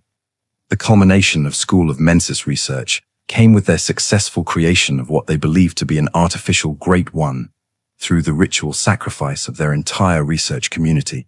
The procedure involved linking the consciousness of every school member through a shared nightmare experience, and then using their combined mental energy to bring into existence an entity that possessed the characteristics of a genuine cosmic being. The ritual was conducted in the deepest chambers of the Nightmare Lecture building, in spaces that had been specifically designed to facilitate the transition between physical and psychological reality. The participants underwent preparation that included extensive fasting, sensory deprivation, and exposure to consciousness, altering substances that dissolved the normal boundaries between individual minds. The final stage of the process required the voluntary surrender of individual identity in service of the collective creation. The entity that emerged from the Mensis ritual possessed characteristics that confirmed many of the school's theoretical predictions about the nature of Great Ones. It existed primarily in dream space but could manifest physical effects in the material world through the manipulation of nightmare energy. Its consciousness was vast and alien, capable of perceiving and influencing events across multiple dimensions simultaneously. Most importantly, it seemed to possess the ability to communicate with other Great Ones and serve as an intermediary between human consciousness and cosmic intelligence. However, the artificial Great One, created by the School of Mensis, was fundamentally unstable in ways that its creators had not anticipated. Unlike naturally evolved cosmic entities, which had achieved their status through eons of development and adaptation, the Mensis creation was forced into existence through processes that did not provide the foundation necessary for long-term stability. The entity's consciousness was fragmented and chaotic, capable of magnificent insights, but also prone to episodes of destructive madness. The influence of the artificial Great One on the surrounding area was immediate and profound. Reality distortions that had previously been confined to the school's research facilities began to spread throughout Yharnam, affecting individuals who had no direct connection to Mensis research. The boundary between dream and waking consciousness became increasingly permeable, with ordinary citizens reporting experiences that belonged more to nightmare than to normal reality. While the Healing Church consolidated its control over Yharnam through blood ministration and cosmic communion, another center of power was emerging that would challenge the Church's monopoly on otherworldly knowledge and ultimately contribute to the city's downfall.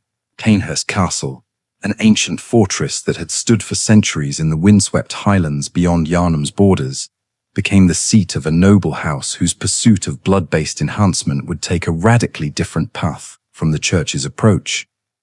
The Vilebloods of Cainhurst were not originally a supernatural phenomenon, but rather an aristocratic family that had maintained their independence and power through centuries of political upheaval.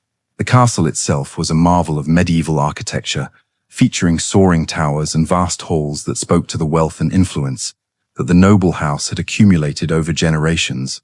The family's coat of arms, featuring intricate bloodline imagery, hinted at their ancient obsession with purity of lineage and the preservation of noble heritage. The transformation of Cainhurst from a conventional noble house into something far more sinister began with the arrival of a visitor whose identity remains shrouded in mystery and controversy.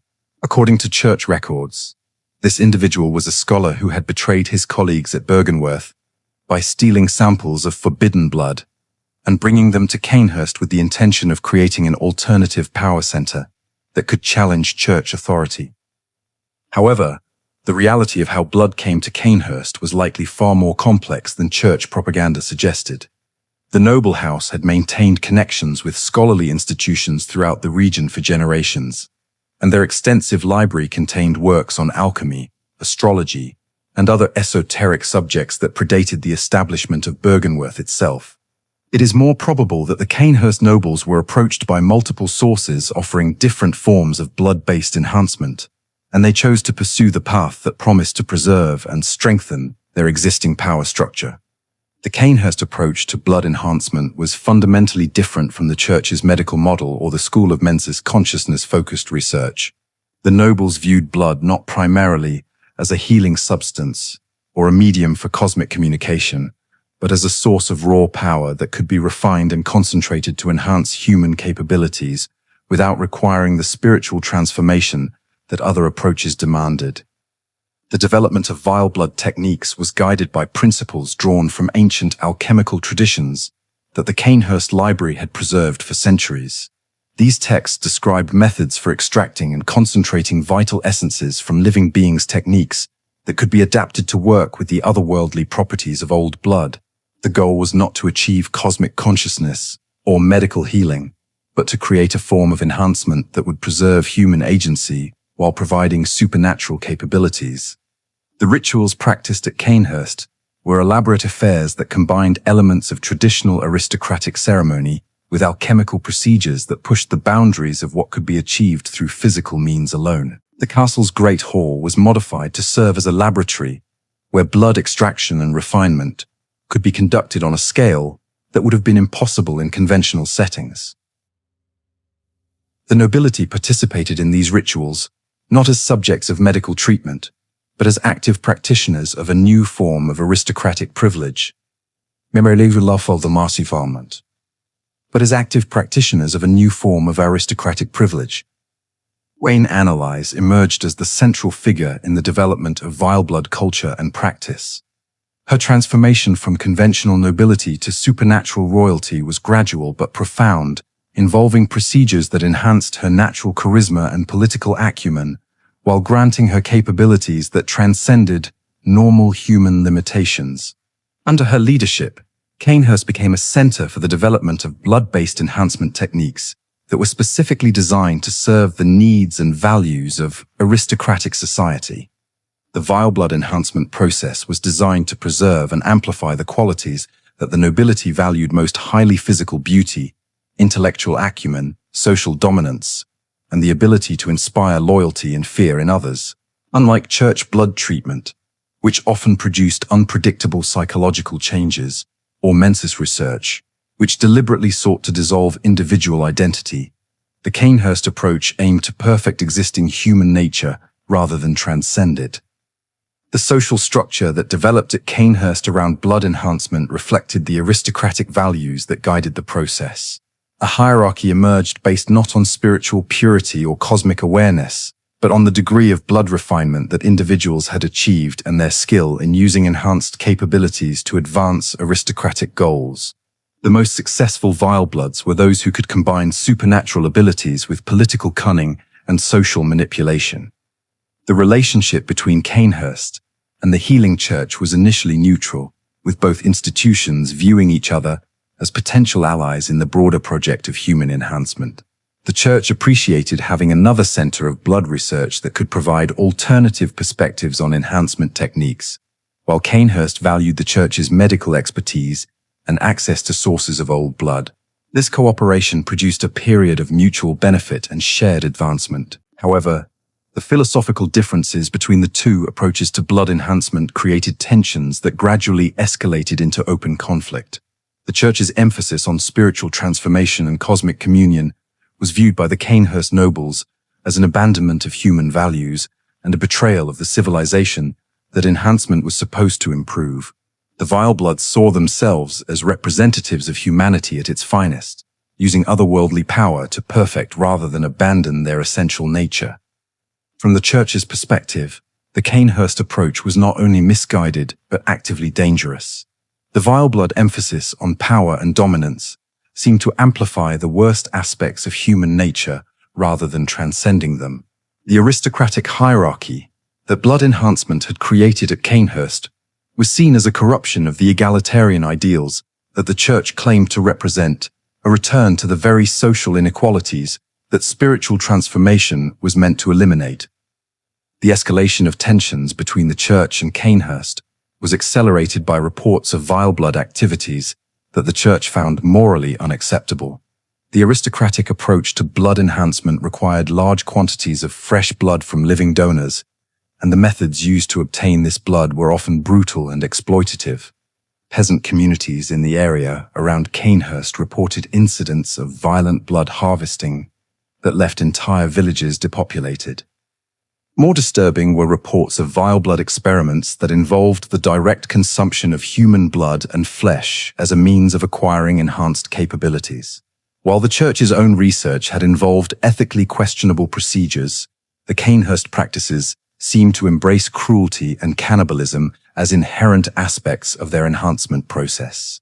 The aristocratic culture that had developed around blood consumption created social rituals that celebrated violence and predation as expressions of nobility. The church's response to these reports was to declare the Vilebloods a threat to public order and spiritual purity that required immediate elimination. This declaration was supported by extensive propaganda that portrayed the Cainhurst nobles as monsters who had abandoned their humanity in pursuit of power. The theological justification for action against Cainhurst was that the Vilebloods represented a corruption of the divine gift of blood healing, a blasphemous misuse of sacred power for profane purposes. The formation of the executioner faction within the church hierarchy represented the militarization of religious doctrine in service of political goals. Unlike the hunters, who were primarily focused on protecting church interests and eliminating supernatural threats, the executioners were specifically trained and equipped for warfare against human opponents who possessed supernatural capabilities.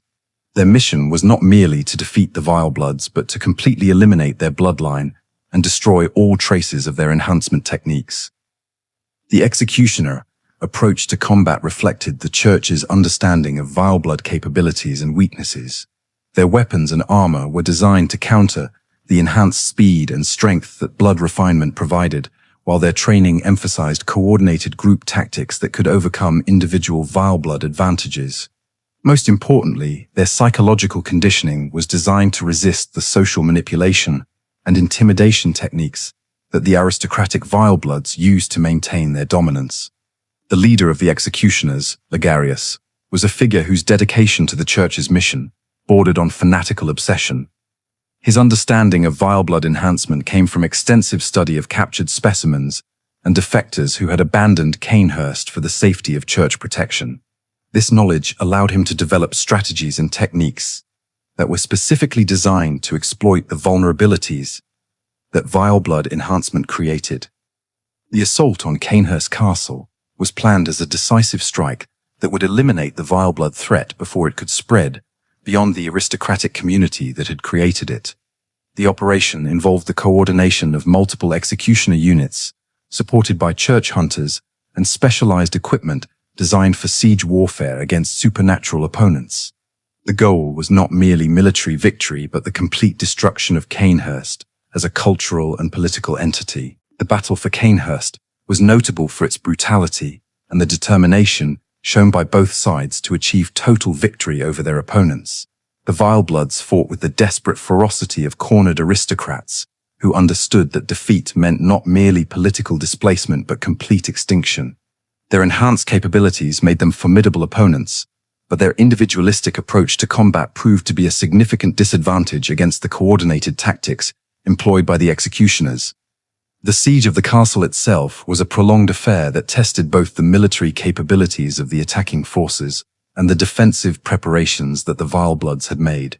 The castle's architecture, modified through alchemical procedures to incorporate supernatural defensive features, proved remarkably resistant to conventional assault techniques. The executioners were forced to develop new siege methods that could counter the otherworldly properties of Vileblood fortifications. The breakthrough that allowed the executioners to penetrate the castle's defenses came through the use of weapons and techniques that had been blessed according to church doctrine and enhanced through communion with Ebrietas. These sanctified instruments proved capable of disrupting the alchemical principles that governed Vileblood enhancement, creating vulnerabilities that conventional weapons could not exploit. The combination of military force with religious power proved decisive in overcoming aristocratic resistance. The final assault on the castle's Great Hall, where Queen Annalise and her most loyal retainers had made their last stand, was a massacre that eliminated virtually the entire Vileblood hierarchy in a single engagement. The executioners showed no mercy to their opponents, viewing the complete elimination of the bloodline as a religious duty that transcended conventional military ethics. The few Vilebloods who survived the initial assault were hunted down and eliminated over the following weeks. Despite the thoroughness of the executioner assault, rumors persisted that some Vilebloods had escaped the destruction of Cainhurst and were working to rebuild their bloodline and continue their research. These reports created ongoing paranoia within church hierarchy about the possibility of Vileblood revenge and the potential for the aristocratic approach to blood enhancement to resurface in new forms. Among the many dark chapters in the healing church's pursuit of cosmic knowledge, none would prove more catastrophic or morally damning than their intervention in a small coastal community that had experienced direct contact with the Great One. The events at the Fishing Hamlet would not only represent the nadir of church ethics, but would also establish a curse that would haunt the organization and all its works until the final collapse of Yharnam itself.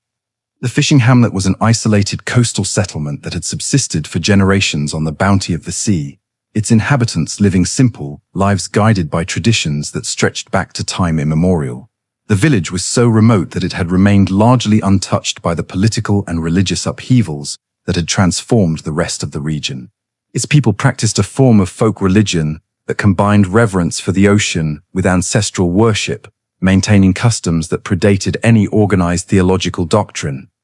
The transformation of this peaceful community began with the arrival on their shores of a being that defied all earthly categorization, a great one whose domain encompassed the deepest mysteries of the ocean, had somehow become stranded in the shallow waters near the village. Whether this was the result of injury, divine purpose, or cosmic accident remains unknown, but the presence of such an entity in their midst would change the lives of the villagers in ways that no human community had ever experienced. The initial response of the fishing folk to Kos's arrival was one of reverence and wonder rather than fear. Their traditional beliefs had prepared them to see the ocean as a source of both sustenance and mystery, and the appearance of a being that embodied these qualities seemed like a manifestation of their deepest spiritual convictions. They approached the stranded Great One with offerings and prayers, treating it as a divine visitor rather than a threat to be avoided. The relationship that developed between the villagers and Kos was unlike anything documented in human history. The Great One, perhaps weakened by whatever circumstances had brought it to shore, seemed willing to tolerate and even encourage human contact. Through methods that transcended conventional communication, Kos shared knowledge and insights with the villagers that gradually transformed their understanding of reality and their place within the cosmic order. The changes that occurred in the Fishing Hamlet as a result of prolonged contact with Kos were subtle at first, but became increasingly profound as time progressed. The villagers developed enhanced capabilities that improved their fishing success and allowed them to navigate oceanic dangers that would have destroyed conventional vessels. More significantly, they began to exhibit forms of perception and intuition that suggested their consciousness was being gradually attuned to cosmic frequencies. The physical transformations that some villagers underwent were more dramatic and visible. Children born during the period of Kos's presence displayed anatomical features that seemed to blend human and oceanic characteristics. Some developed enhanced lung capacity that allowed them to remain underwater for extended periods, while others showed signs of sensory organs that could perceive environmental conditions invisible to normal human senses. These changes were not viewed by the villagers as deformities or curses, but as blessings that marked their community's special relationship with the divine power that had honored them with its presence. The children who displayed the most dramatic transformations were revered as living bridges between the human and cosmic realms, individuals whose very existence proved the compatibility between earthly life and otherworldly wisdom. The isolation that had long protected the Fishing Hamlet from external interference could not be maintained indefinitely in an age when organizations like the Healing Church were actively seeking contact with Great Ones. Reports of strange occurrences at the coastal settlement eventually reached church intelligence networks, creating interest among researchers who were always seeking new sources of cosmic knowledge and otherworldly power. The initial church expedition to the Fishing Hamlet appears to have been conducted by Byrgenwerth scholars and early hunters, though the exact composition remains debated among historians. What we know with certainty is that the delegation included some of the most skilled hunters of that era. The presence of Gehrman and Lady Maria during these events is well documented, their involvement leaving lasting psychological scars that would define their later years. However, the true purpose of the expedition was far more ambitious and exploitative than any diplomatic cover might suggest. The scholars and hunters were driven by Byrgenwerth's relentless pursuit of eyes on the inside, signs of ascension and cosmic knowledge that might be found within beings transformed by contact with great ones. The hamlet's inhabitants, having been changed through prolonged exposure to Kos and her parasites, represented an unprecedented opportunity to study the effects of such transformation. The church's approach to the villagers initially appears to have involved observation and documentation, though precisely when the mission's nature changed remains unclear. What we can infer from surviving evidence is that the restraint shown by the expedition was not motivated by genuine respect for the villagers, but by practical considerations about the best methods for extracting maximum value from the situation. The researchers recognized that the transformations they were observing could not be simply replicated through conventional blood treatment techniques. The transformation of a scholarly expedition into a brutal massacre occurred when the researchers' methods crossed lines that even by the standards of the era were unconscionable. The systematic collection of eyes from Hamlet residents, performed on living subjects according to surviving accounts, was justified through the belief that these organs contained the very eyes on the inside that scholars sought. The brutality of these procedures, combined with the wholesale slaughter of a peaceful community, created a trauma so profound that it would echo through dimensions. The methodology chosen for extracting this knowledge was as brutal as it was efficient. Church researchers began systematic collection of biological samples from the most dramatically transformed villages, initially presenting these procedures as medical examinations designed to monitor their health and development. The villagers, who had no reason to suspect the church's true intentions, cooperated willingly with what they believed were efforts to document their blessed condition. As the church's requirements became more invasive and the true nature of their research became apparent, the villagers' cooperation turned to resistance and then to active opposition. The realization that the clergy viewed them not as fellow human beings, but as experimental subjects to be exploited created a crisis that shattered the community's traditional trust in spiritual authority. The hamlet's leaders demanded that the church delegation leave their territory immediately and never return. The church's response to this resistance was swift and decisive. Rather than respect the villagers' wishes and withdraw from the hamlet, church leadership made the decision to classify the community as a threat to their research objectives that required forcible suppression. The transformation of a diplomatic mission into a military operation was justified through theological arguments that portrayed the villagers' resistance as evidence of corruption by otherworldly influences. The military assault on the fishing hamlet was conducted with a brutality that exceeded even the church's previous actions against supernatural threats. The villagers, who possessed no military training or equipment beyond simple fishing implements, were systematically slaughtered by church forces equipped with weapons designed for combat against enhanced humans. The massacre was thorough and deliberate, aimed at eliminating all potential witnesses to church activities in the area. When Kos washed ashore, her body was already lifeless. Whether from the act of birthing the orphan or from other unknown causes remains unclear. What is certain is that her corpse became the center of the hamlet's worship, and the parasites that poured from her remains were seen by the villagers as blessings. The violation committed against Kos's corpse during the massacre, the extraction of what could be recovered from a deceased great one, compounded the horror of what was done to her worshippers. The systematic collection of eyes from the hamlet's residents represented one of the most horrific aspects of the massacre. The scholarly obsession with eyes as organs of cosmic perception, a fixation inherited from Willem's teachings about lining one's brain with eyes, drove researchers to perform extractions that the accursed bruise description later confirmed involved carving into skulls of the living. These procedures were conducted with clinical detachment, treating conscious beings as mere specimens. Lady Maria, a hunter of aristocratic background who had been assigned to the expedition, was so traumatized by the brutality she witnessed that she suffered a psychological breakdown that would eventually lead to her suicide. Her participation in the massacre haunted her for the rest of her brief remaining life, creating guilt and self-loathing that no amount of rationalization could address. Her subsequent rejection of blood-based combat techniques and withdrawal from hunter activities represented a form of penance for her role in the hamlet's destruction.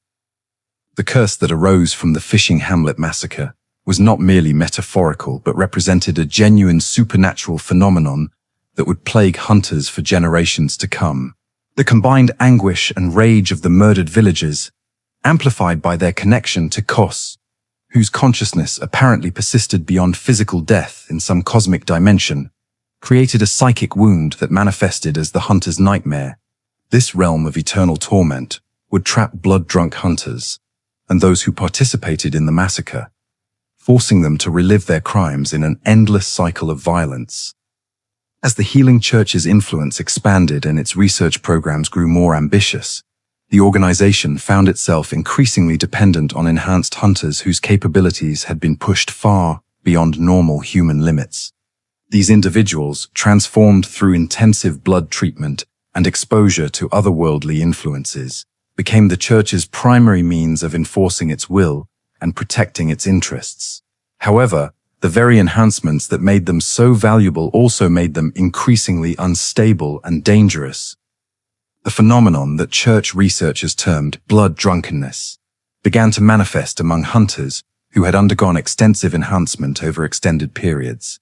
Unlike the simple blood sickness that occasionally affected ordinary citizens who received blood treatment, blood drunkenness was a complex psychological condition that seemed to be specifically associated with the combination of blood enhancement and exposure to combat stress that characterized hunter activities. The early symptoms of blood drunkenness were subtle enough that they were initially dismissed as normal variations in personality and behavior that could be expected among individuals engaged in dangerous work. Affected hunters showed increased aggression and reduced empathy characteristics that were often viewed as beneficial for their operational effectiveness.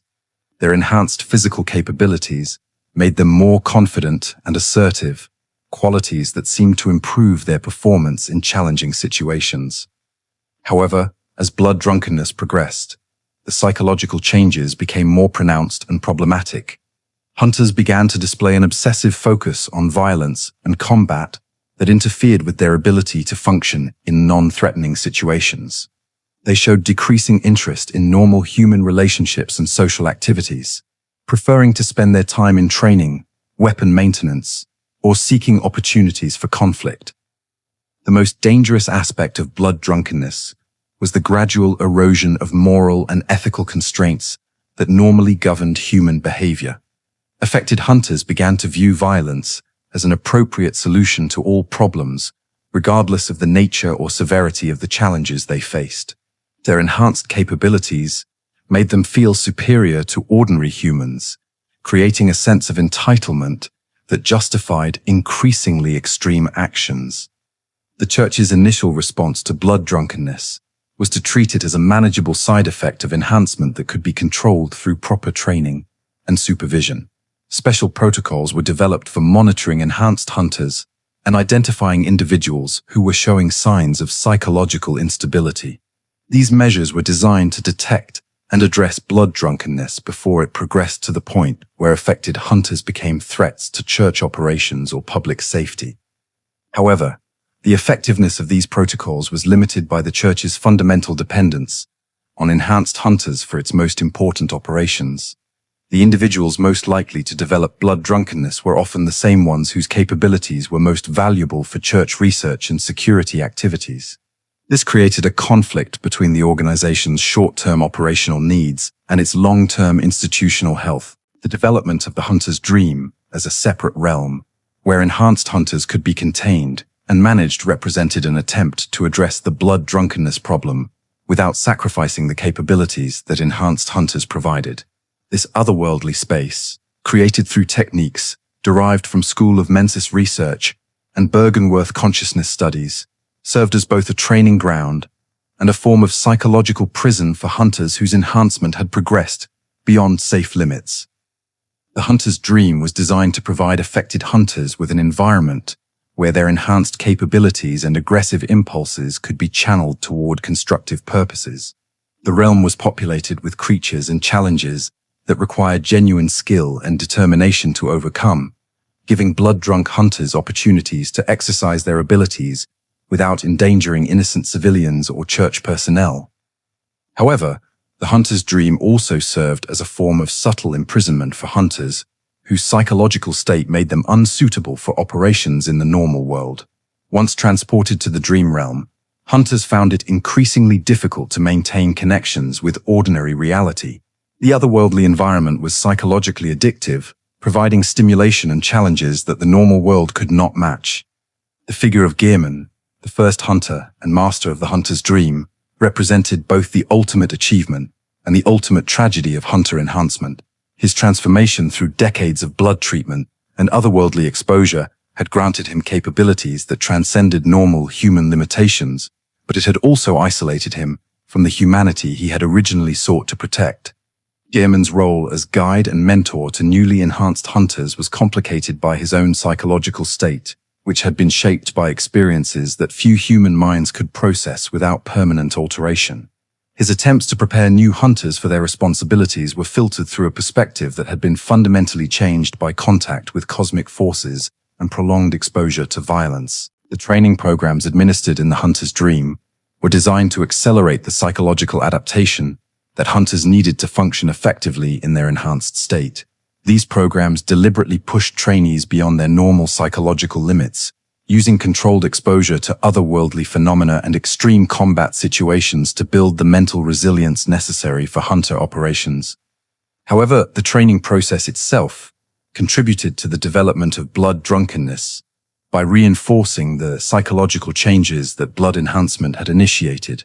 Hunters who completed dream training successfully had usually undergone personality alterations that made them more effective in combat, but less capable of normal human relationships and social interactions. The relationship between blood-drunk hunters and the church hierarchy became increasingly strained as the psychological effects of enhancement became more pronounced. Church leaders found it difficult to communicate with hunters whose perspective had been shaped by experiences that ordinary humans could not comprehend. The hunters, for their part, began to view church administrators as weak and ineffective individuals who lacked the enhanced capabilities necessary to understand important matters.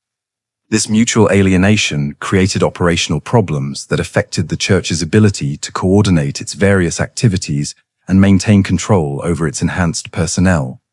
Blood-drunk hunters often acted according to their own judgment rather than official church policy, believing that their enhanced perspective gave them superior understanding of how situations should be handled. The most extreme cases of blood drunkenness resulted in hunters who completely abandoned their original mission and began operating as independent agents, pursuing goals that made sense only to their altered consciousness. These rogue hunters posed significant security risks to church operations and required special measures to locate and neutralize.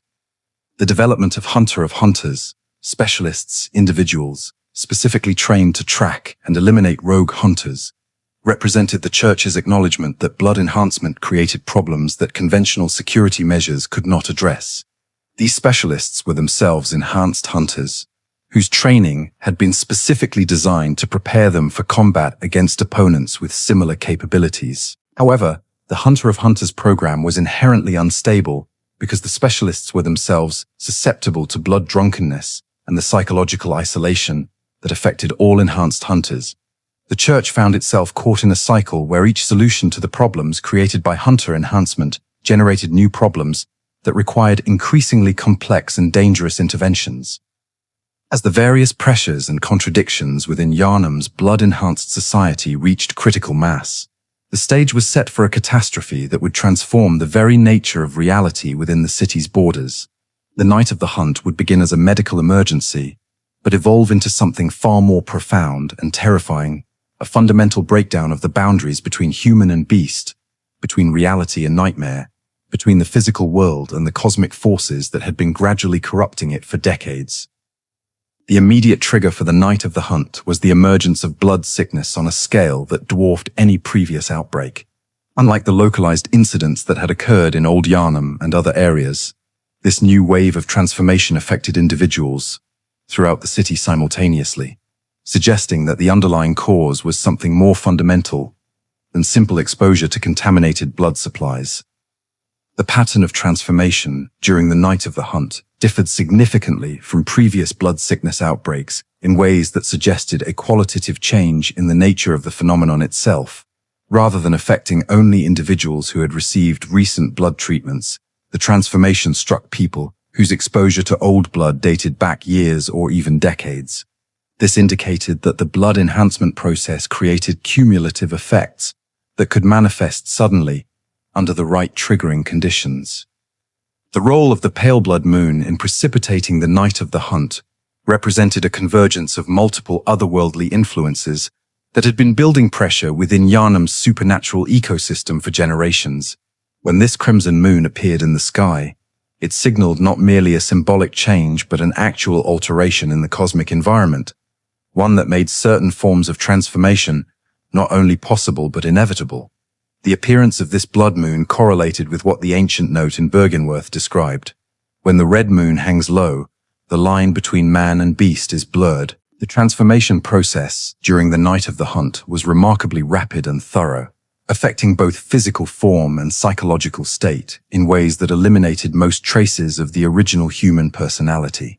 Unlike the gradual changes that had characterized previous blood sickness cases, the hunt night transformations were complete and irreversible, creating beings that retained human intelligence but had lost all emotional connection to their former existence. The beasts that emerged during the night of the hunt displayed behaviors and capabilities that suggested they were not merely transformed humans but participants in a collective consciousness that operated according to principles unknown to normal psychology. Their coordinated actions and apparent communication through non-verbal means indicated that the transformation had created a new form of social organization based on predatory instincts and pack behavior. The Church's response to the crisis was hampered by the fact that many of their own personnel had undergone transformation during the initial wave of changes. The enhanced clergy and hunters who had been the organization's primary assets became either victims of the transformation or threats that required elimination. The institutional knowledge and capabilities that the Church had accumulated over decades were largely lost within the first few hours of the crisis. The surviving Church leadership found themselves facing a situation that their previous experience and training had not prepared them to handle. The standard protocols for managing blood sickness outbreaks were useless against a phenomenon that affected the entire population simultaneously. The quarantine measures and medical treatments that had proven effective in previous crises had no impact on transformations that seemed to operate according to entirely different principles. The emergence of special hunters during the night of the hunt represented the Church's desperate attempt to maintain some form of control over the rapidly deteriorating situation. These individuals, recruited from among those who showed apparent immunity to the transformation process, were given crash training in beast hunting techniques and equipped with whatever weapons and resources the Church could provide. However, the special hunters were operating under conditions that no previous hunter training had anticipated. Rather than facing isolated threats that could be eliminated through conventional combat techniques, they found themselves in an environment where the majority of the population had become hostile and where the normal rules of engagement no longer applied. The psychological toll on the special hunters was severe, as they were forced to kill individuals who had previously been friends, family members, and colleagues. The breakdown of communication and coordination during the night of the hunt created a situation where different groups of survivors were operating according to incompatible strategies and priorities. Some focused on defending specific locations or populations, while others attempted to eliminate all transformed individuals they encountered. These conflicting approaches often brought survivor groups into conflict with each other, further reducing their effectiveness against the genuine threats they faced. The role of ordinary citizens in the night of the hunt was complex and tragic, as many individuals who had not undergone physical transformation were driven to violence by fear, desperation, and the psychological pressure of witnessing their entire society collapse around them. These unenhanced humans found themselves caught between the transformed beasts that hunted them, and the church hunters who often could not distinguish between potential threats and innocent civilians. The formation of civilian hunting mobs represented one of the most disturbing aspects of the night of the hunt. Ordinary people took up improvised weapons and began systematically executing anyone they suspected of showing signs of transformation. These groups operated according to crude criteria that often condemned individuals based on minor physical abnormalities or behavioral eccentricities that had nothing to do with beast transformation. The mob violence that erupted during the night of the hunt was characterized by a brutality that exceeded even the transformation-induced savagery of the actual beasts. Fear and paranoia drove supposedly civilized citizens to commit atrocities against their neighbors and loved ones, often based on nothing more than rumors or suspicion. The breakdown of social order revealed the fragility of the human values that blood enhancement had supposedly been designed to preserve and strengthen. The church's attempts to maintain control over the civilian population during the crisis were largely unsuccessful, as the organization's credibility had been severely damaged by the obvious failure of their blood treatment programs. Citizens who had trusted the church to protect them from exactly this kind of catastrophe found it difficult to accept guidance from the same institution whose policies had created the crisis in the first place. The psychological impact of the night of the hunt extended far beyond the immediate physical threats posed by transformed beasts and violent mobs. The sudden collapse of everything that had seemed stable and reliable in Yharnam society created forms of trauma that affected even those who survived the night without physical injury. The realization that the church's promises of protection and advancement had been built on foundations of ignorance and hubris shattered the worldview that had given meaning to countless lives. As the night of the hunt reached its crescendo and the veils between dimensions grew thin, the true architects of Yharnam's transformation finally revealed themselves to human perception. The Great Ones, whose influence had shaped every aspect of the city's development from its earliest foundations, emerged from the shadows of cosmic space to take direct action in the unfolding crisis. Their appearance marked not merely an escalation of the existing catastrophe, but a fundamental shift in the nature of reality itself within Yharnam's borders. The manifestation of amygdalae throughout the city represented the most visible evidence of otherworldly intervention in human affairs. These massive creatures, which had previously existed at the edges of human perception, became fully visible to anyone who looked upon them. Their presence on cathedral roofs, bridge supports, and other prominent locations created an immediate sense of cosmic surveillance that fundamentally altered the psychological landscape of the city. The revelation that these entities had been present throughout Yharnam's history, invisible to most human perception, but silently observing and influencing events, created a profound sense of retroactive violation among those who became aware of their existence. The realization that every moment of apparent privacy and autonomy had been conducted under otherworldly observation challenged fundamental assumptions about human agency and independence. The behavior of the amygdalae during the night of the hunt was notably restrained compared to their obvious capabilities. Rather than actively participating in the violence and chaos, they seemed to serve primarily as observers and occasional interveners when specific conditions were met. This restraint suggested that their interest in human affairs was guided by purposes that transcended simple predation or destruction. The emergence of Rom, the vacuous spider, as a key figure in maintaining the barriers between dimensions provided crucial insight into the complex relationships that existed among those who had achieved transcendence. Rom's transformation from a Byrgenwerth scholar into this arachnid form suggests she achieved a kind of ascension through contact with Great Ones, possibly through Ebrietas herself, given the connection between the two beings. Her sacrifice of conventional human consciousness to serve as a cosmic gatekeeper revealed that even among those seeking the same goals, different paths and purposes existed. The role that Rom played in concealing the true nature of Yharnam's situation from its inhabitants was both protective and manipulative. She shielded ordinary citizens from cosmic truths that would have driven them to madness, while also preventing them from making informed decisions about their own fate. Her intervention represented a form of benevolent tyranny that preserved human sanity at the cost of human agency.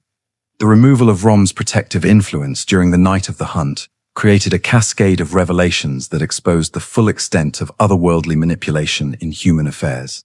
The appearance of the pale blood moon, the manifestation of previously hidden entities, and the acceleration of transformation processes all resulted from the collapse of the barriers that Rom had maintained through her cosmic vigil. The revelation of the moon presence as the ultimate authority behind the hunter's dream exposed the true nature of the hunter organization and its relationship to cosmic forces. The realization that enhanced hunters had been serving not human institutions, but otherworldly entities challenged everything that the church and workshop had taught about the purpose and meaning of hunter activities. The moon presence's interest in humanity appeared to be both protective and exploitative, seeking to preserve human civilization, while also harvesting the unique forms of consciousness and experience that human suffering could provide. This dual nature made it difficult for even enhanced individuals to determine whether cosmic intervention was ultimately beneficial or harmful to human welfare. The emergence of Murgo's wet nurse and the revelation of the cosmic infant's plight provided insight into the reproductive strategies and family dynamics of the Great Ones. The discovery that these entities could bear children, but struggled to sustain them, challenged assumptions about their nature and capabilities while revealing vulnerabilities that could potentially be exploited. The significance of human involvement in Great One reproduction became apparent through the connection between Murgo's fate and the various human factions that had sought to exploit or protect the cosmic infant. The School of Mensis' attempts to use Murgo's power for their own purposes had created a form of cosmic abuse that generated suffering on multiple dimensional levels. The revelation that Queen Yharnam's eternal grief was connected to Murgo's situation provided a direct link between the ancient Pthumerian civilization and the current crisis.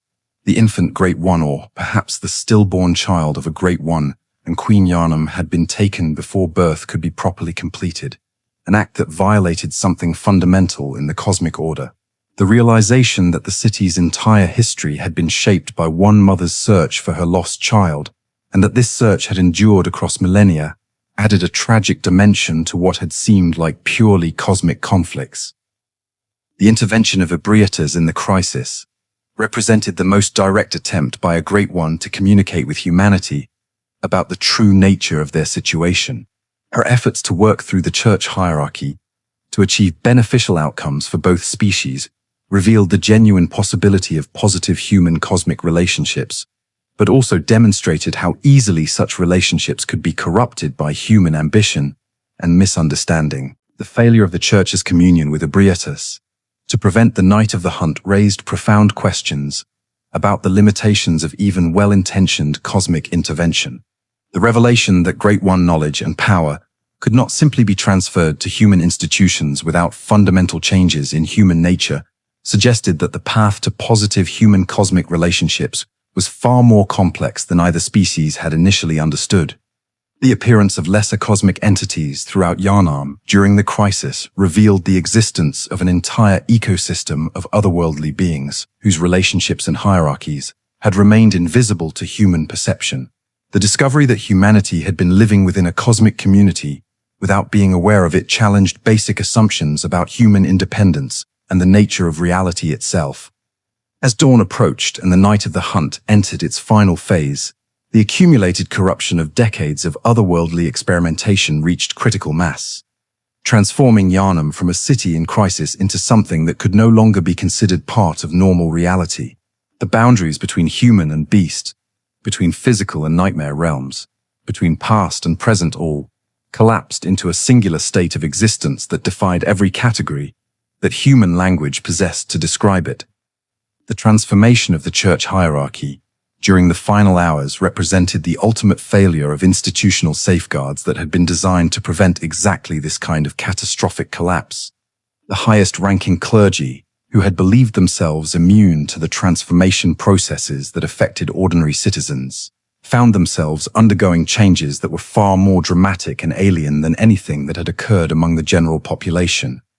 Vicar Amelia's transformation into a massive beast-like entity, while conducting what was intended to be a protective ritual, revealed the extent to which church doctrine had been corrupted by forces that its practitioners did not understand.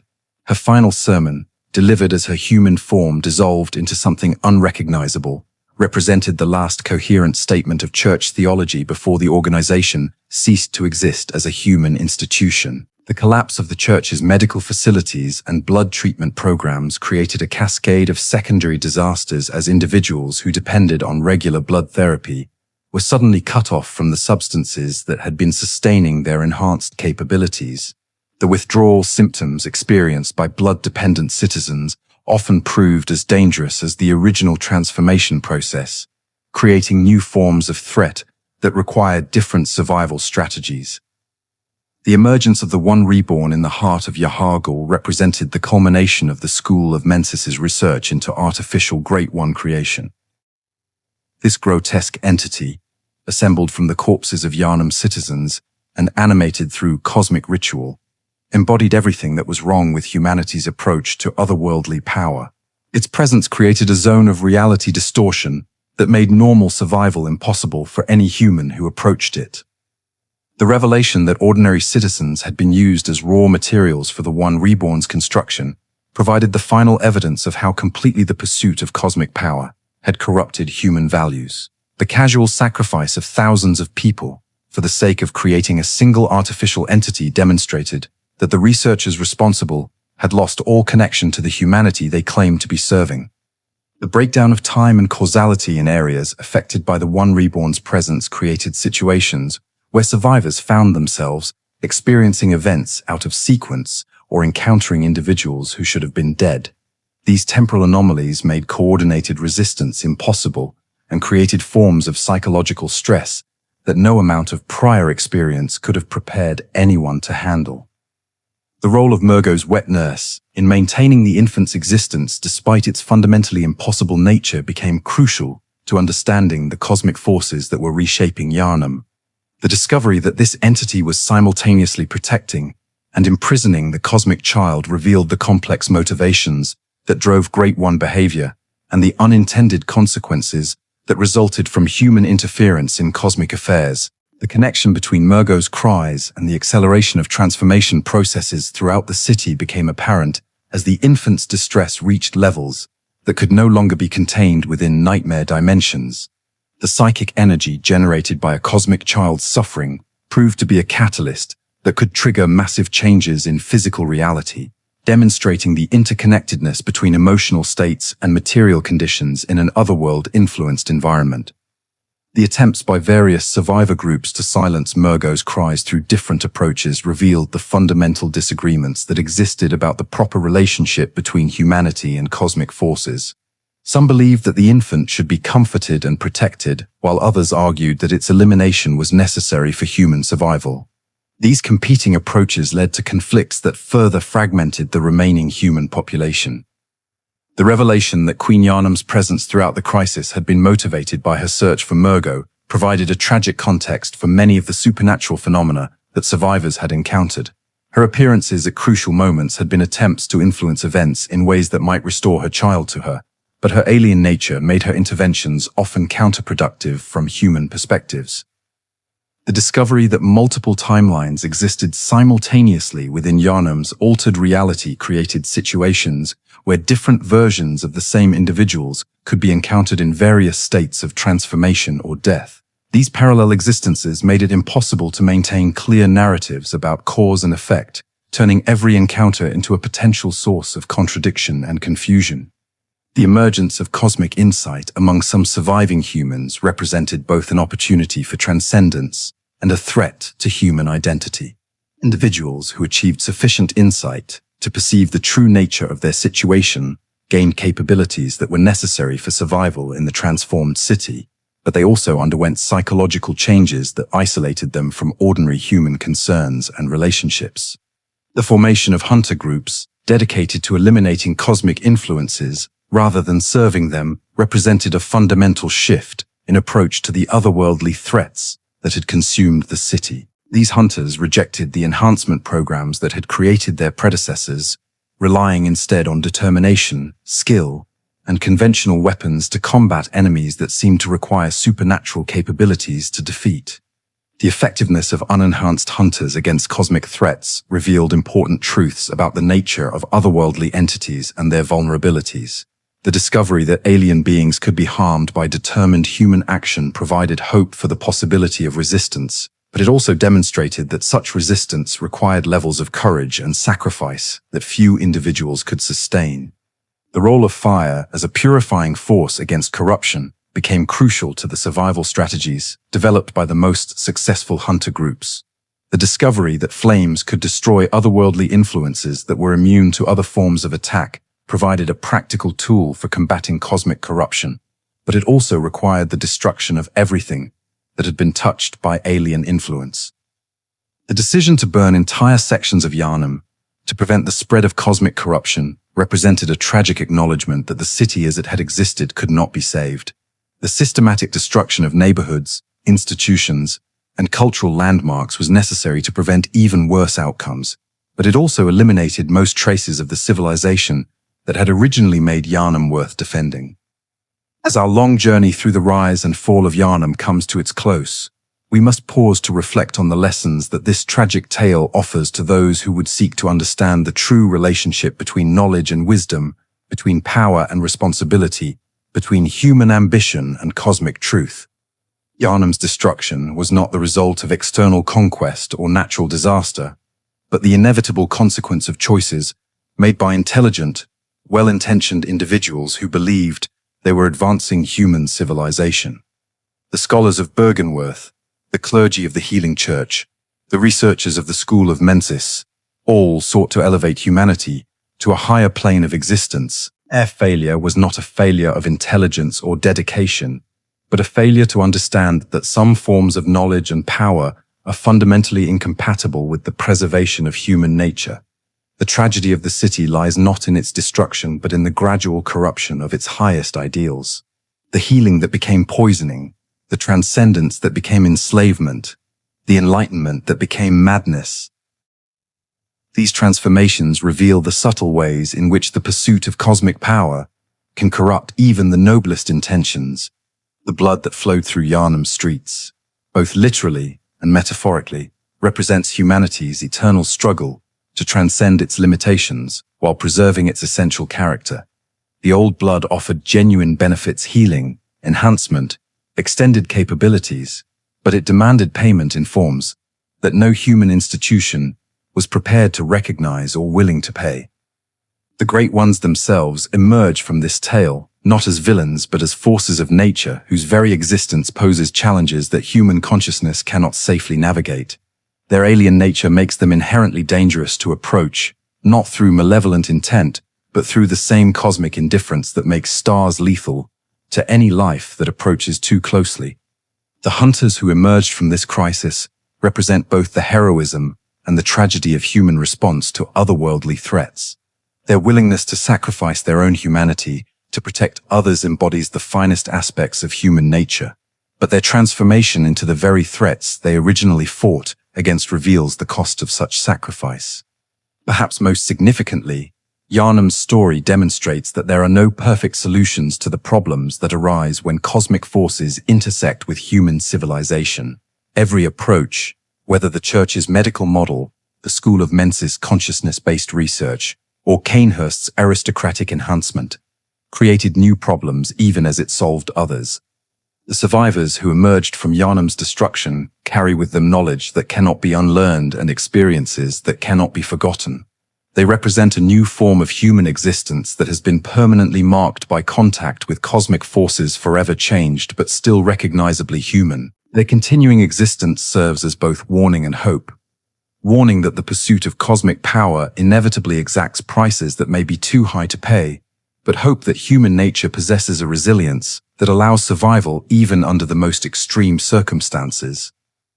The ruins of Yharnam stand as a monument to the consequences of unbridled ambition and unchecked power, but they also testify to the magnificent courage of individuals who faced impossible odds and refused to surrender their essential humanity, even when such surrender might have guaranteed their survival. In the end, Yharnam's greatest lesson may be that the true measure of human advancement lies not in the acquisition of power, but in the wisdom to understand what power should never be sought. The city's fall reminds us that there are some doors that should never be opened, some knowledge that should never be pursued, and some prices that should never be paid, no matter how great the promised rewards. Yet the story also suggests that such wisdom often comes only through bitter experience, and that each generation must learn these lessons anew through their own encounters with the cosmic forces that surround and permeate our existence. The blood-soaked streets of Yharnam echo still with the cries of those who paid the ultimate price for humanity's cosmic ambitions. Their voices remind us that the pursuit of transcendence, however noble its intentions, must always be tempered by humility before forces that lie beyond human comprehension. And so we leave Yharnam as we found it, a city damned by its own greatness, destroyed by its own success, transformed beyond recognition by its own highest aspirations. Its story serves as both cautionary tale and inspiration, reminding us that the greatest achievements and the greatest catastrophes often spring from the same source, the magnificent, terrible, unstoppable human drive to reach beyond our grasp towards stars that may burn away everything we touch. The hunt never truly ends, for in every age and every place where humans dare to seek knowledge beyond their station, the same forces that consumed Yharnam wait patiently for their next opportunity to test the limits of human wisdom and the strength of human will. And that concludes our deep dive into the rise and fall of Yharnam, a city damned by its own ambitions and destroyed by its greatest achievements. We've discovered how ancient Pthumerian roots, scholarly hubris, and cosmic forces combined to create one of gaming's most tragic civilizations. The legacy of Yharnam continues to influence events throughout the Bloodborne universe, reminding us that some knowledge comes at prices too terrible to pay.